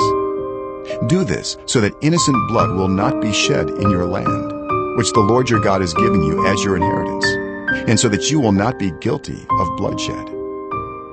But if out of hate someone lies in wait, assaults and kills a neighbor, and then flees to one of these cities, the killer shall be sent for by the town elders, be brought back from the city, and be handed over to the avenger of blood to die. Show no pity. You must purge from Israel the guilt of shedding innocent blood, so that it may go well with you. Do not move your neighbor's boundary stone set up by your predecessors in the inheritance you receive in the land the Lord your God has given you to possess. One witness is not enough to convict anyone accused of any crime or offense they may have committed. A matter must be established by the testimony of 2 or 3 witnesses. If a malicious witness takes the stand to accuse someone of a crime, the 2 people involved in the dispute must stand in the presence of the Lord before the priests and the judges who are in office at the time. The judges must make a thorough investigation, and if the witness proves to be a liar, giving false testimony against a fellow Israelite, then do to the false witness as that witness intended to do to the other party. You must purge the evil from among you. The rest of the people will hear of this and be afraid, and never again will such an evil thing be done among you. Show no pity. Life for life, eye for eye, tooth for tooth, hand for hand, foot for foot.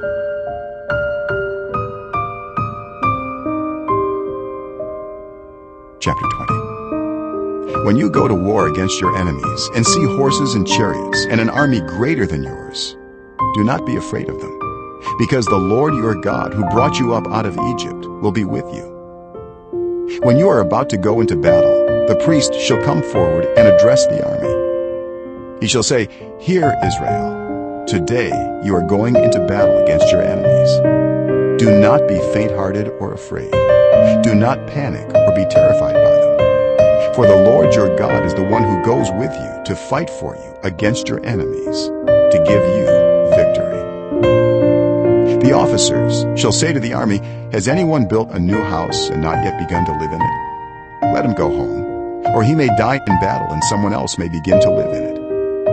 Has anyone planted a vineyard and not begun to enjoy it? Let him go home, or he may die in battle and someone else enjoy it. Has anyone become pledged to a woman and not married her? Let him go home, or he may die in battle and someone else marry her." Then the officers shall add, "Is anyone afraid or faint-hearted? Let him go home, so that his fellow soldiers will not become disheartened too." When the officers have finished speaking to the army, they shall appoint commanders over it. When you march up to attack a city, make its people an offer of peace. If they accept and open their gates, all the people in it shall be subject to forced labor and shall work for you. If they refuse to make peace and they engage you in battle, lay siege to that city. When the Lord your God delivers it into your hand, put to the sword all the men in it. As for the women, the children, the livestock, and everything else in the city, you may take these as plunder for yourselves. And you may use the plunder the Lord your God gives you from your enemies. This is how you are to treat all the cities that are at a distance from you and do not belong to the nations nearby. However, in the cities of the nations the Lord your God is giving you as an inheritance, do not leave alive anything that breathes.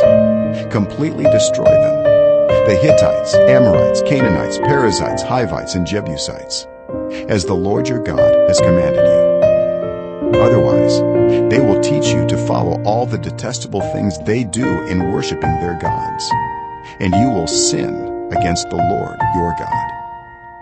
When you lay siege to a city for a long time, fighting against it to capture it, do not destroy its trees by putting an axe to them, because you can eat their fruit. Do not cut them down. Are the trees people, that you should besiege them? However, you may cut down trees that you know are not fruit trees, and use them to build siege works until the city at war with you falls.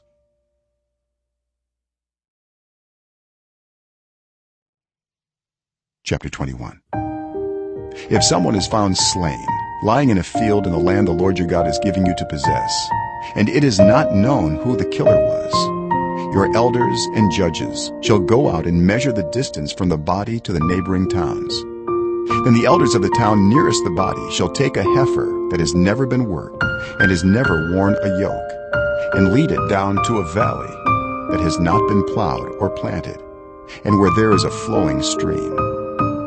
There in the valley they are to break the heifer's neck. The Levitical priest shall step forward, for the Lord your God has chosen them to minister and to pronounce blessings in the name of the Lord, and to decide all cases of dispute and assault.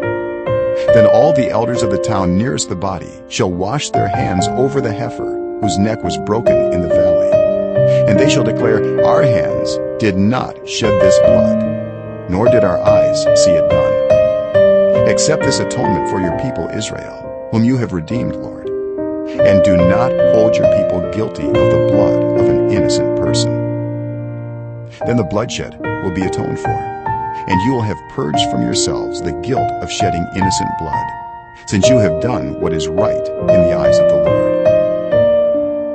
When you go to war against your enemies, and the Lord your God delivers them into your hands, and you take captives, if you notice among the captives a beautiful woman and are attracted to her, you may take her as your wife. Bring her into your home and have her shave her head, trim her nails, and put aside the clothes she was wearing when captured. After she has lived in your house and mourned her father and mother for a full month, then you may go to her and be her husband, and she shall be your wife. If you are not pleased with her, let her go wherever she wishes. You must not sell her or treat her as a slave, since you have dishonored her. If a man has 2 wives, and he loves one but not the other, and both bear him sons, but the firstborn is the son of the wife he does not love, when he wills his property to his sons, he must not give the rights of the firstborn to the son of the wife he loves in preference to his actual firstborn, the son of the wife he does not love. He must acknowledge the son of his unloved wife as the firstborn by giving him a double share of all he has. That son is the first sign of his father's strength. The right of the firstborn belongs to him. If someone has a stubborn and rebellious son who does not obey his father and mother and will not listen to them when they discipline him, his father and mother shall take hold of him and bring him to the elders at the gate of his town. They shall say to the elders, "This son of ours is stubborn and rebellious. He will not obey us. He is a glutton and a drunkard." Then all the men of his town are to stone him to death. You must purge the evil from among you. All Israel will hear of it and be afraid. If someone guilty of a capital offense is put to death and their body is exposed on a pole, you must not leave the body hanging on the pole overnight. Be sure to bury it that same day, because anyone who is hung on a pole is under God's curse. You must not desecrate the land the Lord your God is giving you as an inheritance.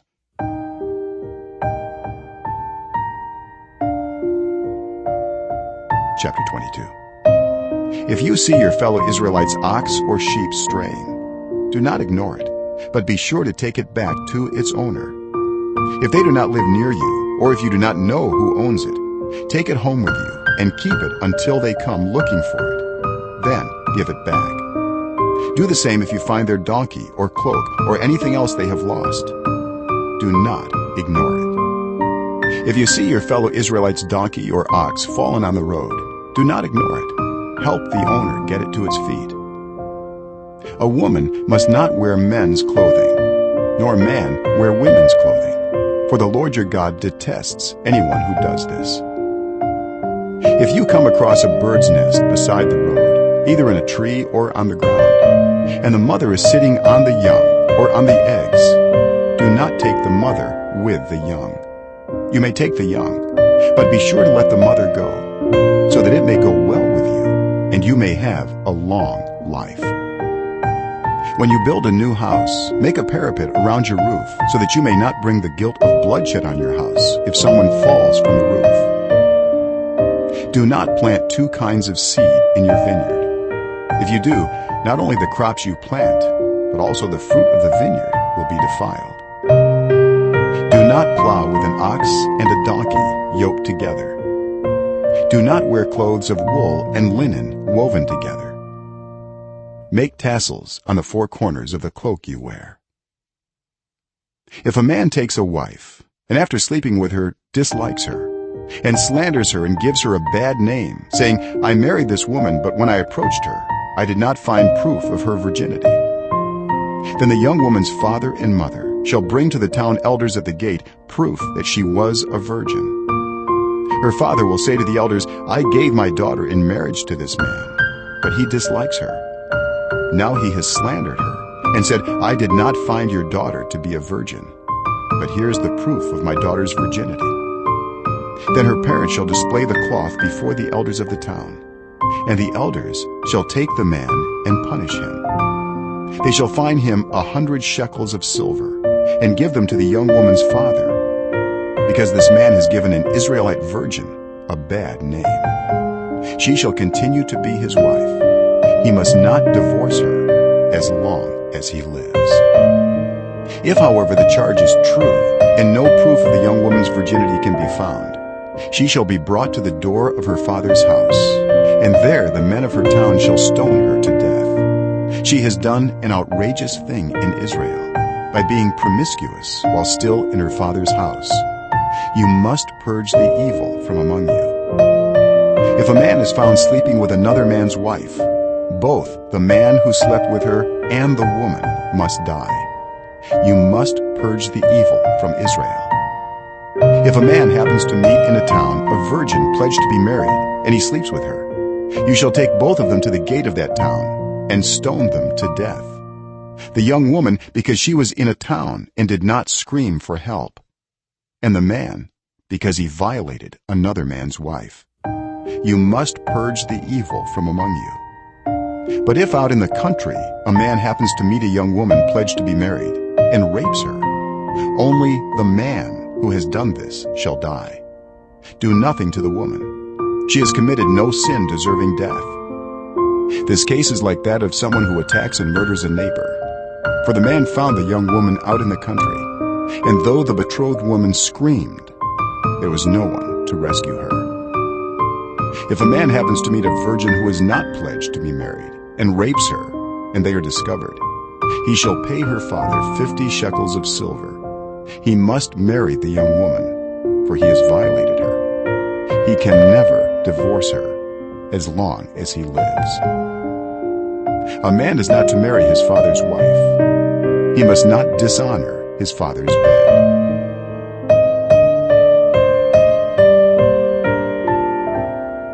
Chapter 23. No one who has been emasculated by crushing or cutting may enter the assembly of the Lord.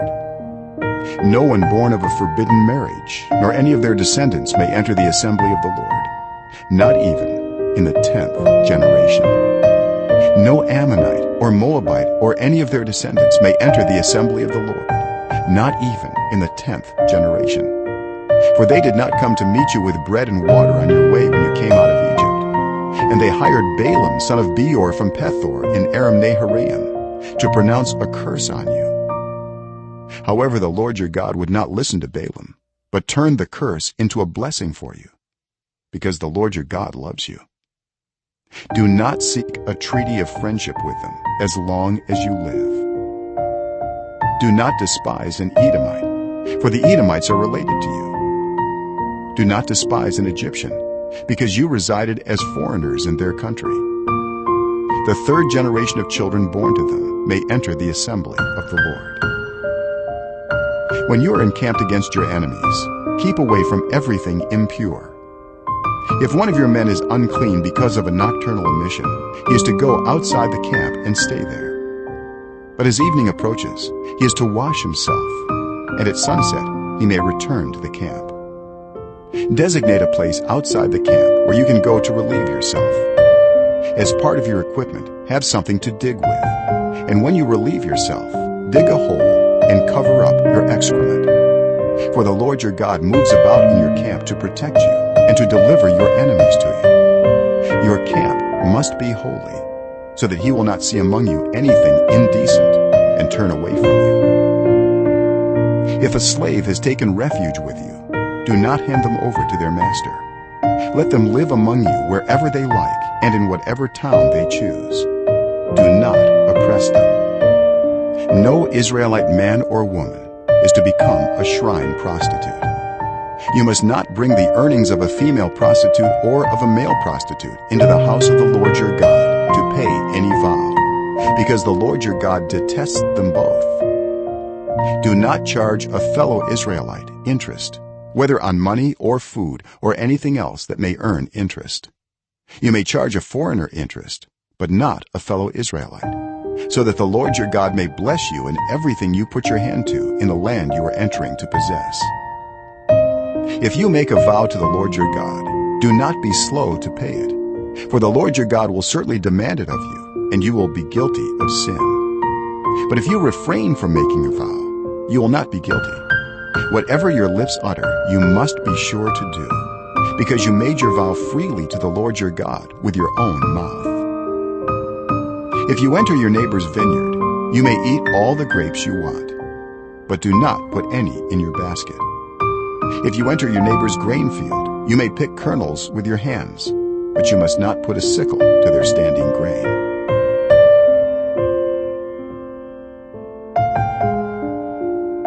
Chapter 24. If a man marries a woman who becomes displeasing to him because he finds something indecent about her, and he writes her a certificate of divorce, gives it to her, and sends her from his house, and if after she leaves his house she becomes the wife of another man, and her second husband dislikes her and writes her a certificate of divorce, gives it to her, and sends her from his house, or if he dies, then her first husband, who divorced her, is not allowed to marry her again after she has been defiled. That would be detestable in the eyes of the Lord. Do not bring sin upon the land the Lord your God is giving you as an inheritance. If a man has recently married, he must not be sent to war or have any other duty laid on him. For 1 year he is to be free to stay at home and bring happiness to the wife he has married. Do not take a pair of millstones, not even the upper one, as security for a debt, because that would be taking a person's livelihood as security.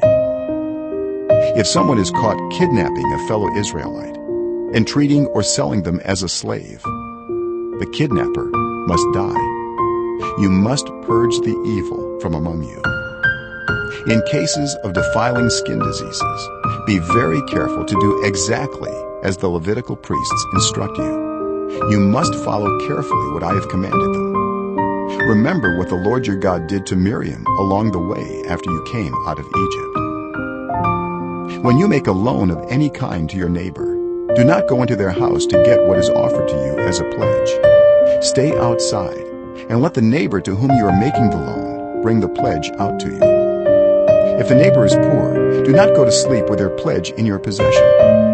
Return their cloak by sunset so that your neighbor may sleep in it. Then they will thank you, and it will be regarded as a righteous act in the sight of the Lord your God. Do not take advantage of a hired worker who is poor and needy, whether that worker is a fellow Israelite or a foreigner residing in one of your towns. Pay them their wages each day before sunset, because they are poor and are counting on it. Otherwise they may cry to the Lord against you, and you will be guilty of sin. Parents are not to be put to death for their children, nor children put to death for their parents. Each will die for their own sin. Do not deprive the foreigner or the fatherless of justice, or take the cloak of the widow as a pledge. Remember that you were slaves in Egypt, and the Lord your God redeemed you from there. That is why I command you to do this. When you are harvesting in your field and you overlook a sheaf, do not go back to get it. Leave it for the foreigner, the fatherless, and the widow, so that the Lord your God may bless you in all the work of your hands. When you beat the olives from your trees, do not go over the branches a second time. Leave what remains for the foreigner, the fatherless, and the widow. When you harvest the grapes in your vineyard, do not go over the vines again. Leave what remains for the foreigner, the fatherless, and the widow. Remember that you were slaves in Egypt. That is why I command you to do this.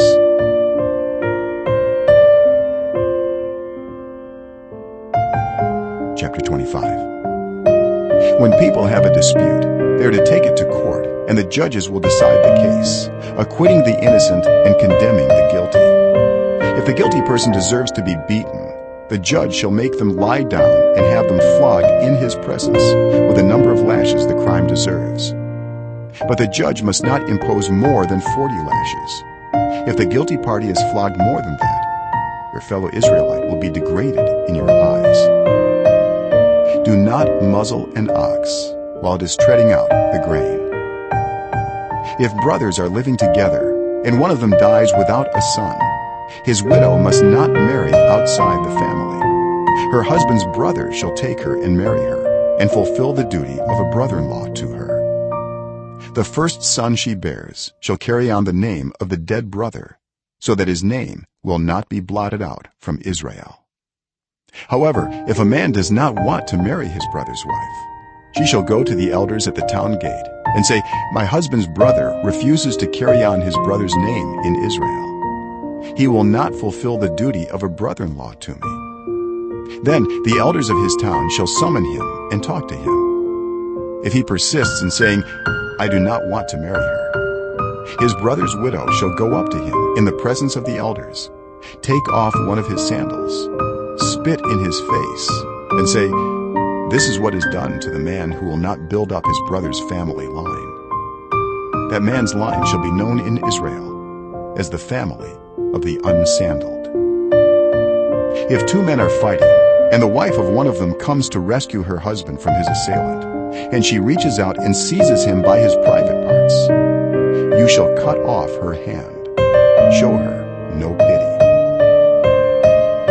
Do not have two differing weights in your bag, one heavy, one light. Do not have two differing measures in your house, one large, one small. You must have accurate and honest weights and measures, so that you may live long in the land the Lord your God is giving you. For the Lord your God detests anyone who does these things, anyone who deals dishonestly. Remember what the Amalekites did to you along the way when you came out of Egypt. When you were weary and worn out, they met you on your journey and attacked all who were lagging behind. They had no fear of God. When the Lord your God gives you rest from all the enemies around you in the land he is giving you to possess as an inheritance, you shall blot out the name of Amalek from under heaven. Do not forget.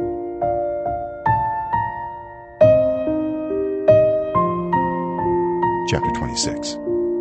When you have entered the land the Lord your God is giving you as an inheritance, and have taken possession of it and settled in it, take some of the first fruits of all that you produce from the soil of the land the Lord your God is giving you, and put them in a basket. Then go to the place the Lord your God will choose as a dwelling for his name, and say to the priest in office at the time, I declare today to the Lord your God that I have come to the land the Lord swore to our ancestors to give us.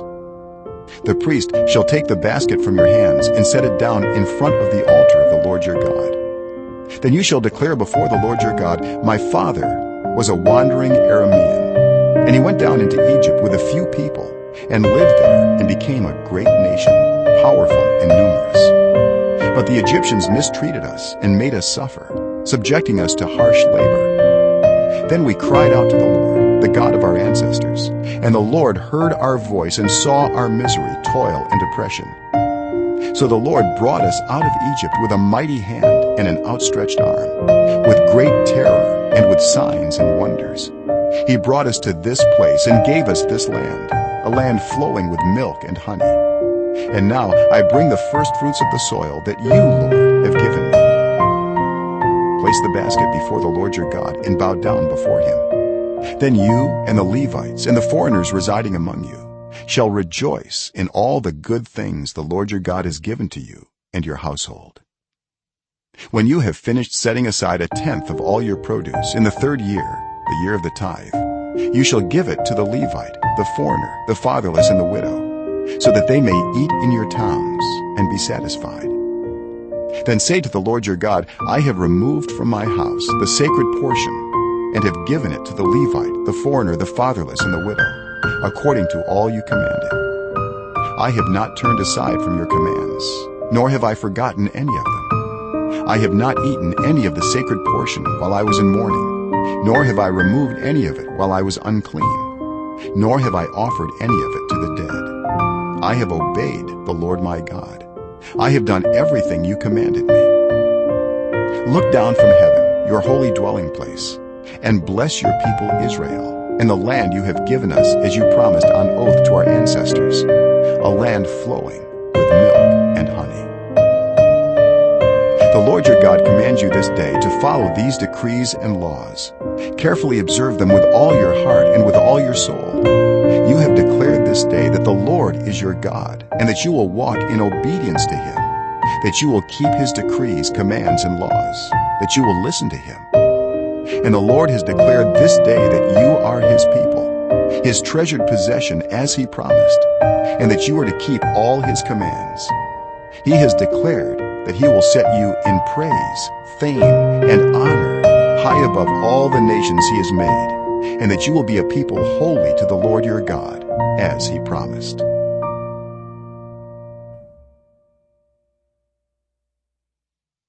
Chapter 27. Moses and the elders of Israel commanded the people, keep all these commands that I give you today. When you have crossed the Jordan into the land the Lord your God has given you, set up some large stones and coat them with plaster. Write on them all the words of this law when you have crossed over to enter the land the Lord your God is giving you, a land flowing with milk and honey, just as the Lord, the God of your ancestors, promised you. And when you have crossed the Jordan, set up these stones on Mount Ebal, as I command you today, and coat them with plaster. Build there an altar to the Lord your God, an altar of stones. Do not use any iron tool on them. Build the altar of the Lord your God with field stones, and offer burnt offerings on it to the Lord your God. Sacrifice fellowship offerings there, eating them and rejoicing in the presence of the Lord your God. And you shall write very clearly all the words of this law on these stones you have set up. Then Moses and the Levitical priests said to all Israel, "Be silent, Israel, and listen. You have now become the people of the Lord your God. Obey the Lord your God and follow his commands and decrees that I give you today." On the same day, Moses commanded the people, "When you have crossed the Jordan, these tribes shall stand on Mount Gerizim to bless the people: Simeon, Levi, Judah, Issachar, Joseph, and Benjamin. And these tribes shall stand on Mount Ebal to pronounce curses: Reuben, Gad, Asher, Zebulun, Dan, and Naphtali. The Levites shall recite to all the people of Israel in a loud voice, 'Cursed is anyone who makes an idol, a thing detestable to the Lord, the work of skilled hands, and sets it up in secret.' Then all the people shall say, 'Amen.' Cursed is anyone who dishonors their father or mother." Then all the people shall say, "Amen." Cursed is anyone who moves their neighbor's boundary stone. Then all the people shall say, "Amen." Cursed is anyone who leads the blind astray on the road. Then all the people shall say, "Amen." Cursed is anyone who withholds justice from the foreigner, the fatherless, or the widow. Then all the people shall say, "Amen." Cursed is anyone who sleeps with his father's wife, for he dishonors his father's bed. Then all the people shall say, "Amen." Cursed is anyone who has sexual relations with any animal. Then all the people shall say, "Amen." Cursed is anyone who sleeps with his sister, the daughter of his father, or the daughter of his mother. Then all the people shall say, "Amen." Cursed is anyone who sleeps with his mother-in-law. Then all the people shall say, "Amen." Cursed is anyone who kills their neighbor secretly. Then all the people shall say, "Amen." Cursed is anyone who accepts a bribe to kill an innocent person. Then all the people shall say, "Amen." Cursed is anyone who does not uphold the words of this law by carrying them out. Then all the people shall say, "Amen."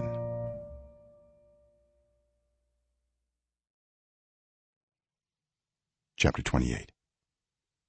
If you fully obey the Lord your God and carefully follow all his commands I give you today, the Lord your God will set you high above all the nations on earth. All these blessings will come on you and accompany you if you obey the Lord your God. You will be blessed in the city and blessed in the country.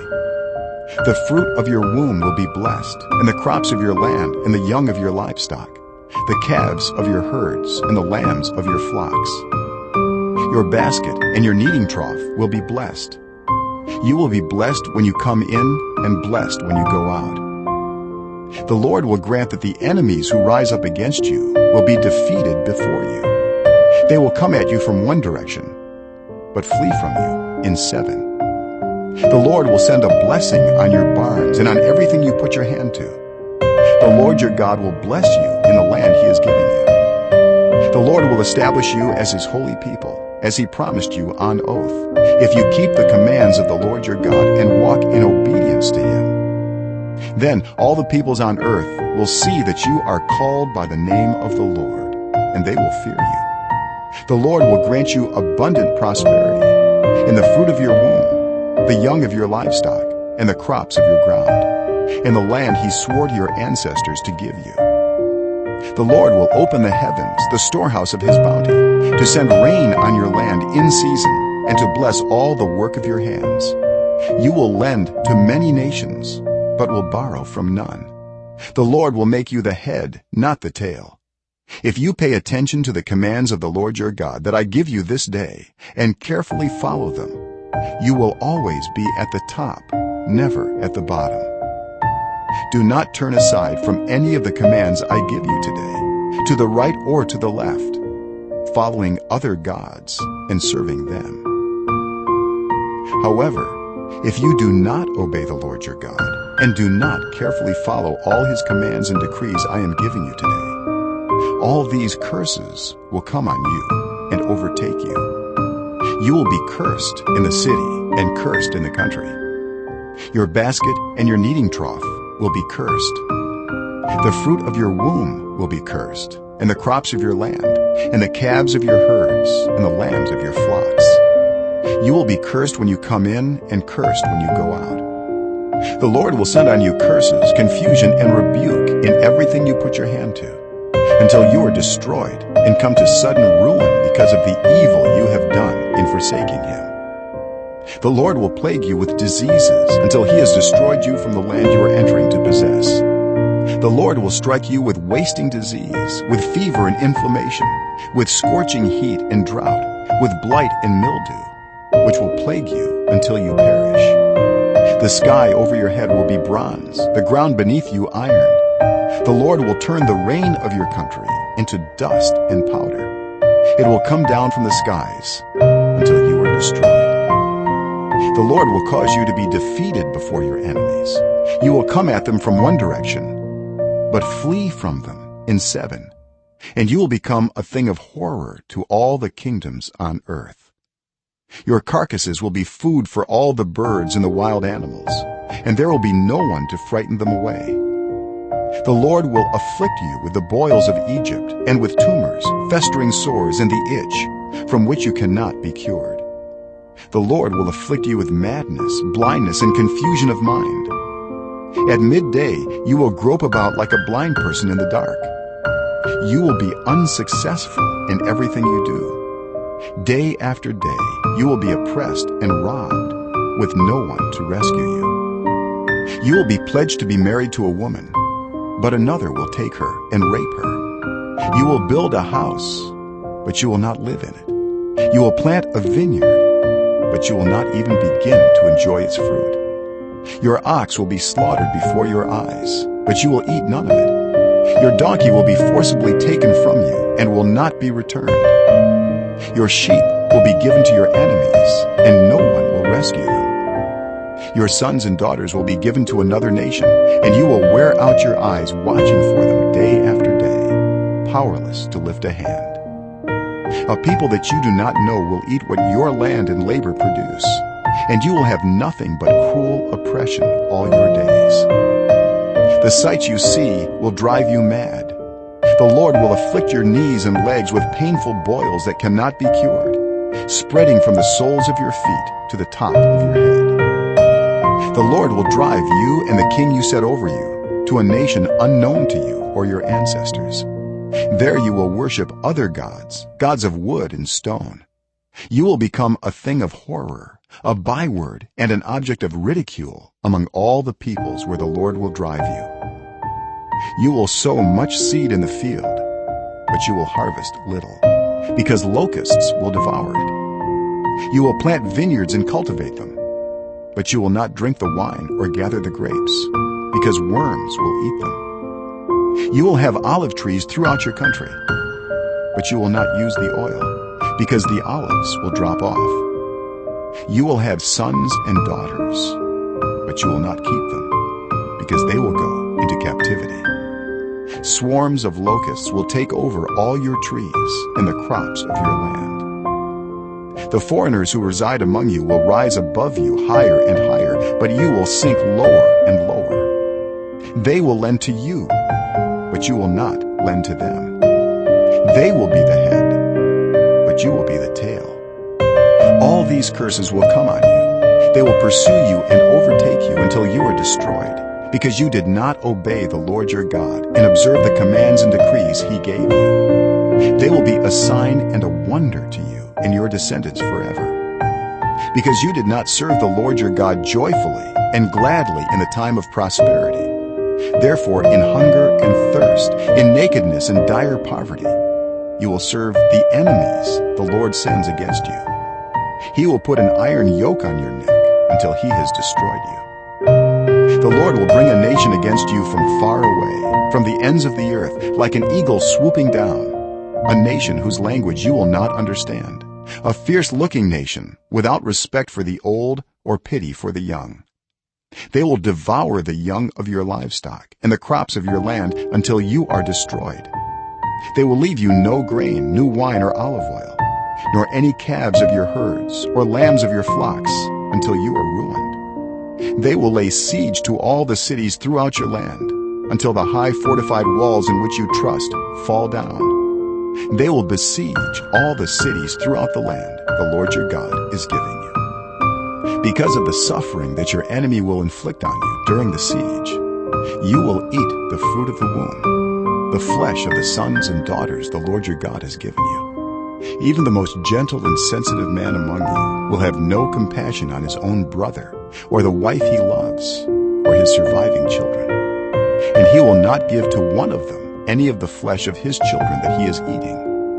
It will be all he has left because of the suffering your enemy will inflict on you during the siege of all your cities.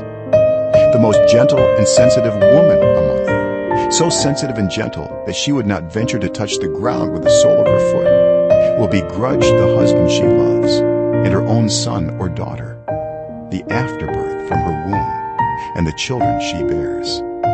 For in her dire need she intends to eat them secretly because of the suffering your enemy will inflict on you during the siege of your cities.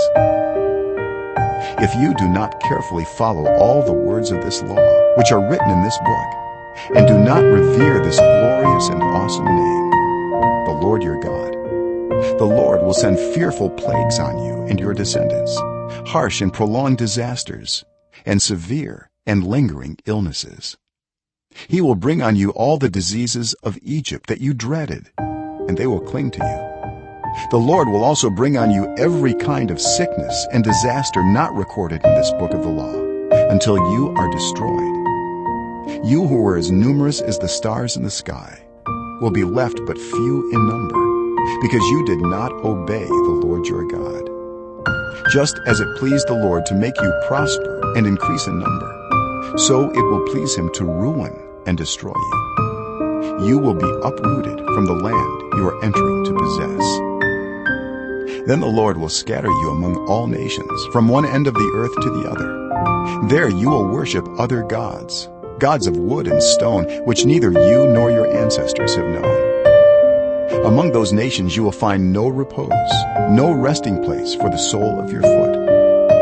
There the Lord will give you an anxious mind, eyes weary with longing, and a despairing heart. You will live in constant suspense, filled with dread both night and day, never sure of your life. In the morning you will say, if only it were evening, and in the evening, if only it were morning, because of the terror that will fill your hearts and the sights that your eyes will see. The Lord will send you back in ships to Egypt, on a journey I said you should never make again. There you will offer yourselves for sale to your enemies as male and female slaves, but no one will buy you.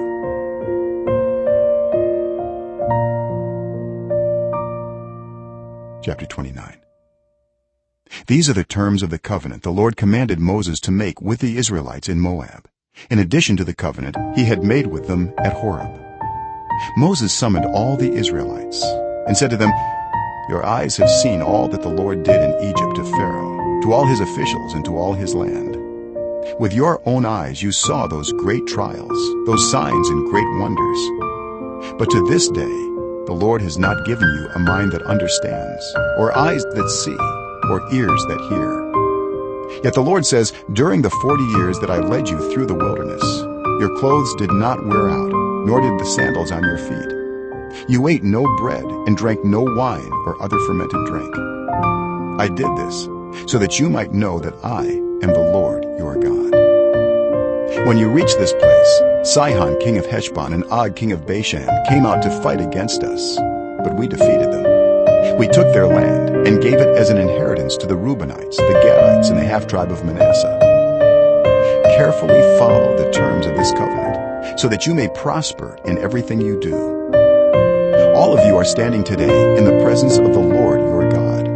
your leaders and chief men, your elders and officials, and all the other men of Israel, together with your children and your wives, and the foreigners living in your camps who chop your wood and carry your water. You are standing here in order to enter into a covenant with the Lord your God, a covenant the Lord is making with you this day and sealing with an oath, to confirm you this day as his people, that he may be your God, as he promised you, and as he swore to your fathers Abraham, Isaac, and Jacob. I am making this covenant with its oath, not only with you who are standing here with us today in the presence of the Lord our God, but also with those who are not here today. You yourselves know how we lived in Egypt and how we passed through the countries on the way here. You saw among them their detestable images and idols of wood and stone, of silver and gold. Make sure there is no man or woman, clan or tribe among you today whose heart turns away from the Lord our God to go and worship the gods of those nations. Make sure there is no root among you that produces such bitter poison. When such a person hears the words of this oath, and they invoke a blessing on themselves, thinking, I will be safe, even though I persist in going my own way, they will bring disaster on the watered land as well as the dry. The Lord will never be willing to forgive them. His wrath and zeal will burn against them. All the curses written in this book will fall on them, and the Lord will blot out their names from under heaven. The Lord will single them out from all the tribes of Israel for disaster, according to all the curses of the covenant written in this book of the law. Your children who follow you in later generations, and foreigners who come from distant lands, will see the calamities that have fallen on the land and the diseases with which the Lord has afflicted it. The whole land will be a burning waste of salt and sulfur, nothing planted, nothing sprouting, no vegetation growing in it. It will be like the destruction of Sodom and Gomorrah, Admah and Zeboim, which the Lord overthrew in fierce anger. All the nations will ask, why has the Lord done this to this land? Why this fierce burning anger?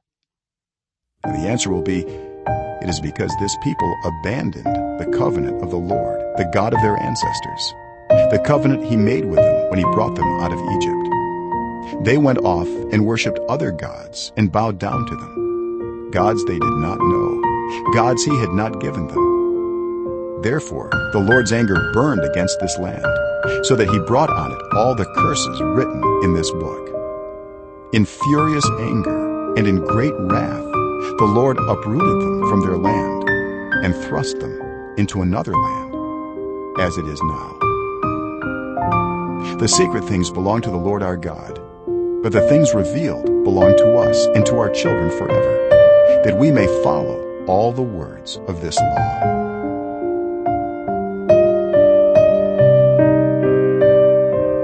Chapter 30. When all these blessings and curses I have set before you come on you, and you take them to heart wherever the Lord your God disperses you among the nations, and when you and your children return to the Lord your God and obey him with all your heart and with all your soul, according to everything I command you today, then the Lord your God will restore your fortunes and have compassion on you and gather you again from all the nations where he scattered you. Even if you have been banished to the most distant land under the heavens, from there the Lord your God will gather you and bring you back. He will bring you to the land that belonged to your ancestors, and you will take possession of it. He will make you more prosperous and numerous than your ancestors. The Lord your God will circumcise your hearts and the hearts of your descendants, so that you may love him with all your heart and with all your soul, and live. The Lord your God will put all these curses on your enemies who hate and persecute you. You will again obey the Lord and follow all his commands I am giving you today. Then the Lord your God will make you most prosperous in all the work of your hands and in the fruit of your womb, the young of your livestock and the crops of your land. The Lord will again delight in you and make you prosperous, just as he delighted in your ancestors. If you obey the Lord your God and keep his commands and decrees that are written in this book of the law, and turn to the Lord your God with all your heart and with all your soul. Now what I am commanding you today is not too difficult for you or beyond your reach. It is not up in heaven, so that you have to ask, who will ascend into heaven to get it and proclaim it to us so we may obey it? Nor is it beyond the sea, so that you have to ask, who will cross the sea to get it and proclaim it to us so we may obey it? No, the word is very near you. It is in your mouth and in your heart, so you may obey it. See, I set before you today life and prosperity, death and destruction. For I command you today to love the Lord your God, to walk in obedience to him, and to keep his commands, decrees, and laws. Then you will live and increase, and the Lord your God will bless you in the land you are entering to possess. But if your heart turns away and you are not obedient, and if you are drawn away to bow down to other gods and worship them, I declare to you this day that you will certainly be destroyed. You will not live long in the land you are crossing the Jordan to enter and possess. This day I call the heavens and the earth as witnesses against you, that I have set before you life and death, blessings and curses. Now choose life, so that you and your children may live, and that you may love the Lord your God, listen to his voice, and hold fast to him. For the Lord is your life, and he will give you many years in the land he swore to give to your fathers, Abraham, Isaac, and Jacob.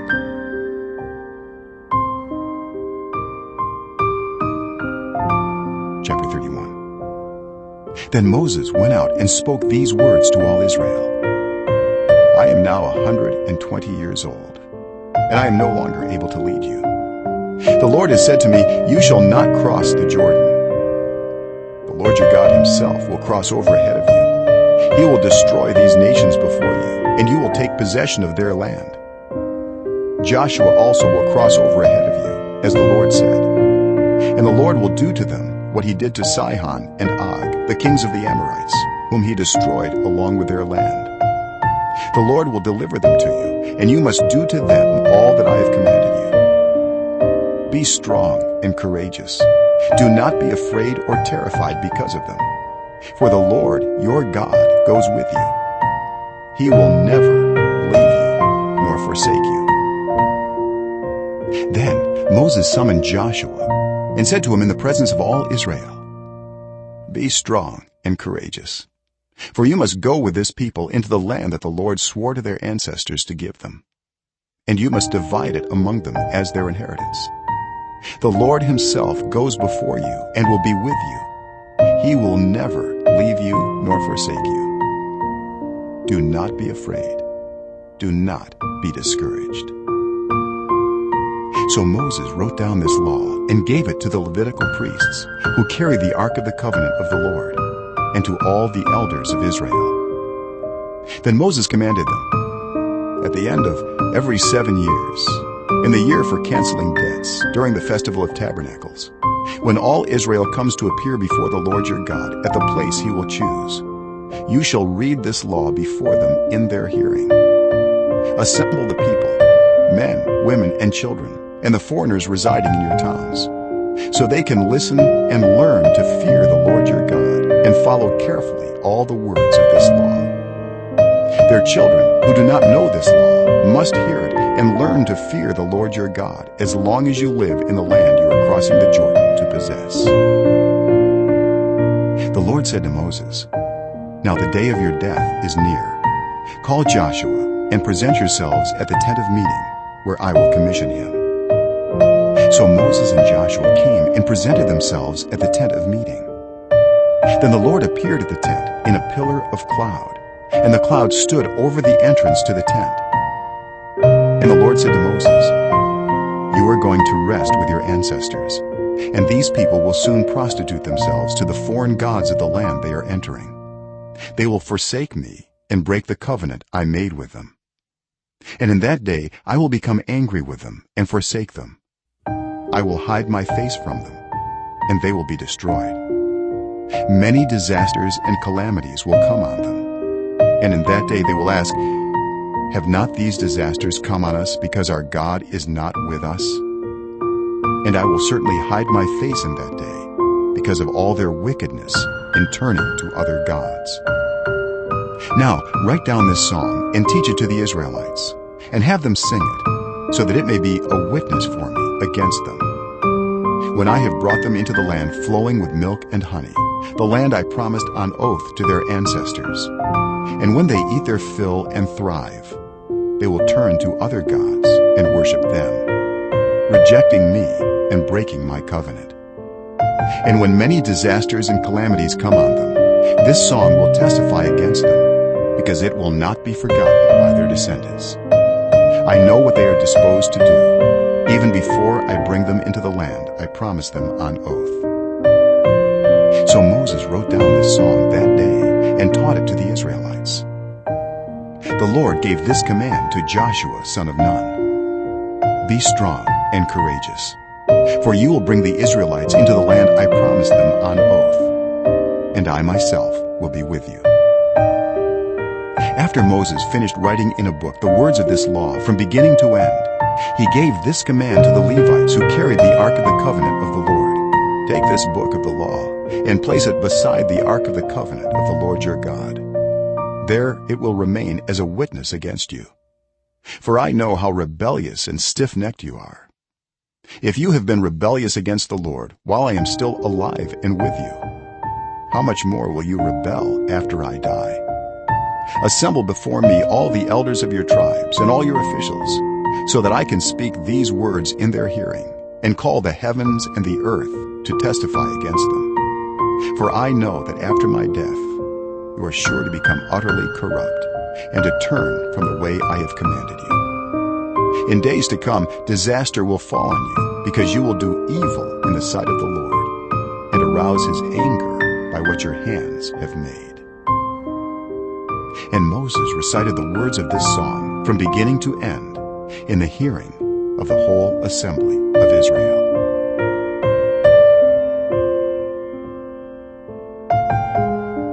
Chapter 32. Listen, you heavens, and I will speak. Hear, you earth, the words of my mouth. Let my teaching fall like rain, and my words descend like dew, like showers on new grass, like abundant rain on tender plants. I will proclaim the name of the Lord. Oh, praise the greatness of our God. He is the rock. His works are perfect, and all his ways are just. A faithful God who does no wrong. Upright and just is he.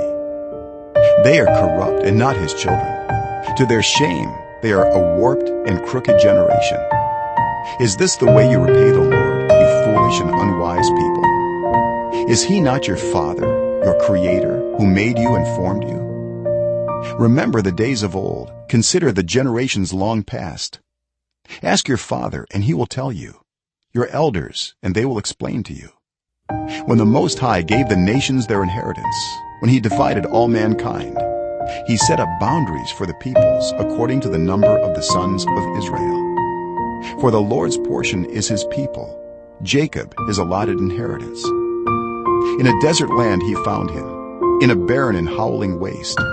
He shielded him and cared for him. He guarded him as the apple of his eye, like an eagle that stirs up its nest and hovers over its young, that spreads its wings to catch them and carries them aloft.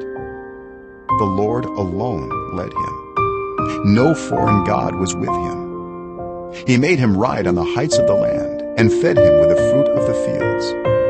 He nourished him with honey from the rock and with oil from the flinty crag, with curds and milk from herd and flock, and with fattened lambs and goats, with choice rams of Bashan and the finest kernels of wheat. You drank the foaming blood of the grape. Jeshurun grew fat and kicked. Filled with food, they became heavy and sleek. They abandoned the God who made them and rejected the rock, their Savior.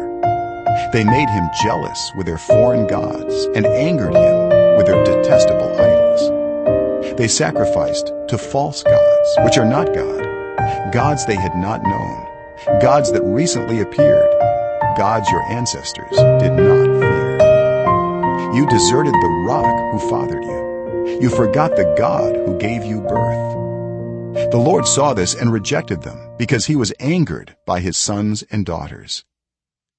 I will hide my face from them, he said, and see what their end will be. For they are a perverse generation, children who are unfaithful. They made me jealous by what is no God, and angered me with their worthless idols. I will make them envious by those who are not a people. I will make them angry by a nation that has no understanding. For a fire will be kindled by my wrath, one that burns down to the realm of the dead below. It will devour the earth and its harvests, and set afire the foundations of the mountains. I will heap calamities on them, and spend my arrows against them. I will send wasting famine against them, consuming pestilence and deadly plague. I will send against them the fangs of wild beasts, the venom of vipers that glide in the dust. In the street, the sword will make them childless. In their homes, terror will reign. The young men and young women will perish, the infants and those with gray hair. I said I would scatter them and erase their name from human memory. But I dreaded the taunt of the enemy, lest the adversary misunderstand and say, "Our hand has triumphed. The Lord has not done all this." They are a nation without sense. There is no discernment in them. If only they were wise and would understand this and discern what their end will be. How could one man chase 1,000, or two put 10,000 to flight, unless their rock had sold them? Unless the Lord had given them up. For their rock is not like our rock, as even our enemies concede. Their vine comes from the vine of Sodom and from the fields of Gomorrah. Their grapes are filled with poison, and their clusters with bitterness. Their wine is the venom of serpents, the deadly poison of cobras.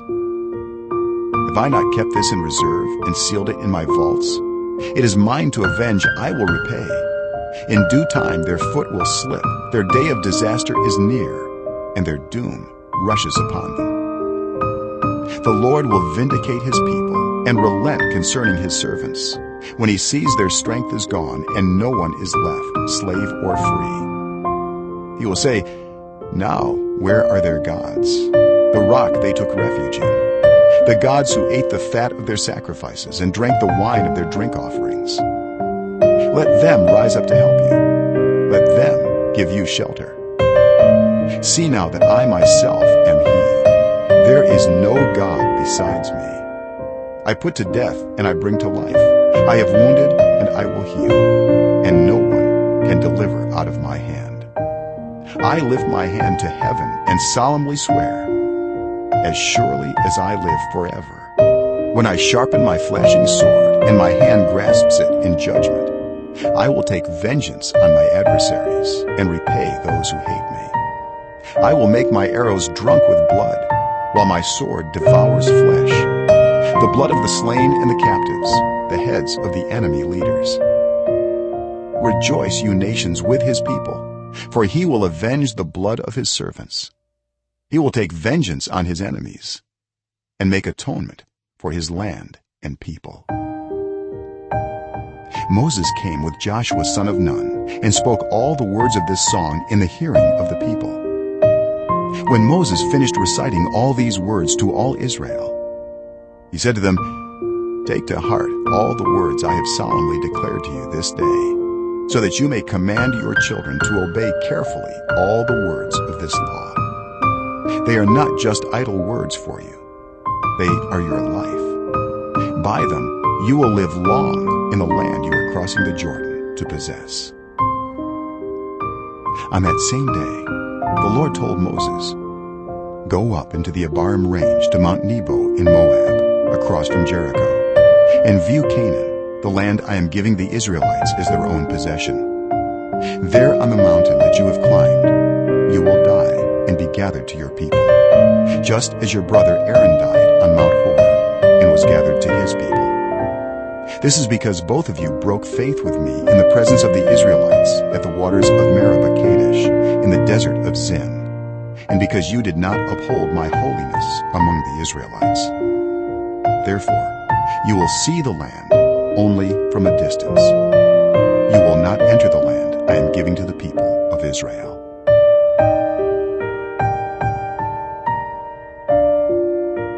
Chapter 33. This is the blessing that Moses, the man of God, pronounced on the Israelites before his death.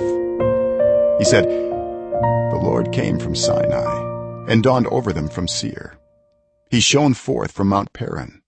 He came with myriads of holy ones from the south, from his mountain slopes. Surely it is you who love the people. All the holy ones are in your hand. At your feet they all bow down, and from you receive instruction. The law that Moses gave us, the possession of the assembly of Jacob." He was king over Jeshurun when the leaders of the people assembled, along with the tribes of Israel. "Let Reuben live and not die, nor his people be few." And this he said about Judah, "Hear, Lord, the cry of Judah. Bring him to his people. With his own hands he defends his cause. Oh, be his help against his foes." About Levi, he said, "Your Thummim and Urim belong to your faithful servant. You tested him at Massah. You contended with him at the waters of Meribah. He said of his father and mother, 'I have no regard for them.' He did not recognize his brothers or acknowledge his own children. But he watched over your word and guarded your covenant. He teaches your precepts to Jacob and your law to Israel. He offers incense before you and whole burnt offerings on your altar. Bless all his skills, Lord, and be pleased with the work of his hands. Strike down those who rise against him, his foes, till they rise no more." About Benjamin, he said, "Let the beloved of the Lord rest secure in him, for he shields him all day long, and the one the Lord loves rests between his shoulders." About Joseph, he said, "May the Lord bless his land with the precious dew from heaven above, and with the deep waters that lie below. With the best the sun brings forth, and the finest the moon can yield. With the choicest gifts of the ancient mountains, and the fruitfulness of the everlasting hills. With the best gifts of the earth and its fullness, and the favor of him who dwelt in the burning bush. Let all these rest on the head of Joseph, on the brow of the prince among his brothers. In majesty he is like a firstborn bull. His horns are the horns of a wild ox. With them he will gore the nations, even those at the ends of the earth. Such are the 10,000s of Ephraim. Such are the thousands of Manasseh." About Zebulun, he said, "Rejoice, Zebulun, in your going out, and you, Issachar, in your tents. They will summon peoples to the mountain, and there offer the sacrifices of the righteous. They will feast on the abundance of the seas, on the treasures hidden in the sand." About Gad, he said, "Blessed is he who enlarges Gad's domain. Gad lives there like a lion, tearing at arm or head. He chose the best land for himself. The leader's portion was kept for him. When the heads of the people assembled, he carried out the Lord's righteous will and his judgments concerning Israel." About Dan, he said, "Dan is a lion's cub springing out of Bashan." About Naphtali, he said, "Naphtali is abounding with the favor of the Lord and is full of his blessing. He will inherit southward to the lake." About Asher, he said, "Most blessed of sons is Asher. Let him be favored by his brothers, and let him bathe his feet in oil. The bolts of your gates will be iron and bronze, and your strength will equal your days. There is no one like the God of Jeshurun, who rides across the heavens to help you, and on the clouds in his majesty. The eternal God is your refuge, and underneath are the everlasting arms. He will drive out your enemies before you, saying, 'Destroy them.' So Israel will live in safety. Jacob will dwell secure in a land of grain and new wine, where the heavens drop dew. Blessed are you, Israel. Who is like you, a people saved by the Lord? He is your shield and helper, and your glorious sword. Your enemies will cower before you, and you will tread on their heights."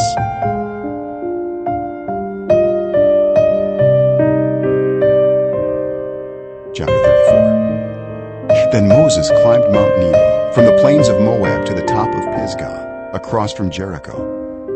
There the Lord showed him the whole land, from Gilead to Dan, all of Naphtali, the territory of Ephraim and Manasseh, all the land of Judah as far as the Mediterranean Sea, the Negev, and the whole region from the valley of Jericho, the city of palms, as far as Zoar.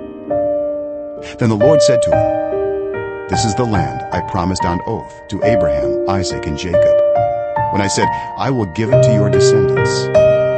I have let you see it with your eyes, but you will not cross over into it." And Moses, the servant of the Lord, died there in Moab, as the Lord had said. He buried him in Moab, in the valley opposite Beth Peor. But to this day no one knows where his grave is. Moses was 120 years old when he died, yet his eyes were not weak, nor his strength gone.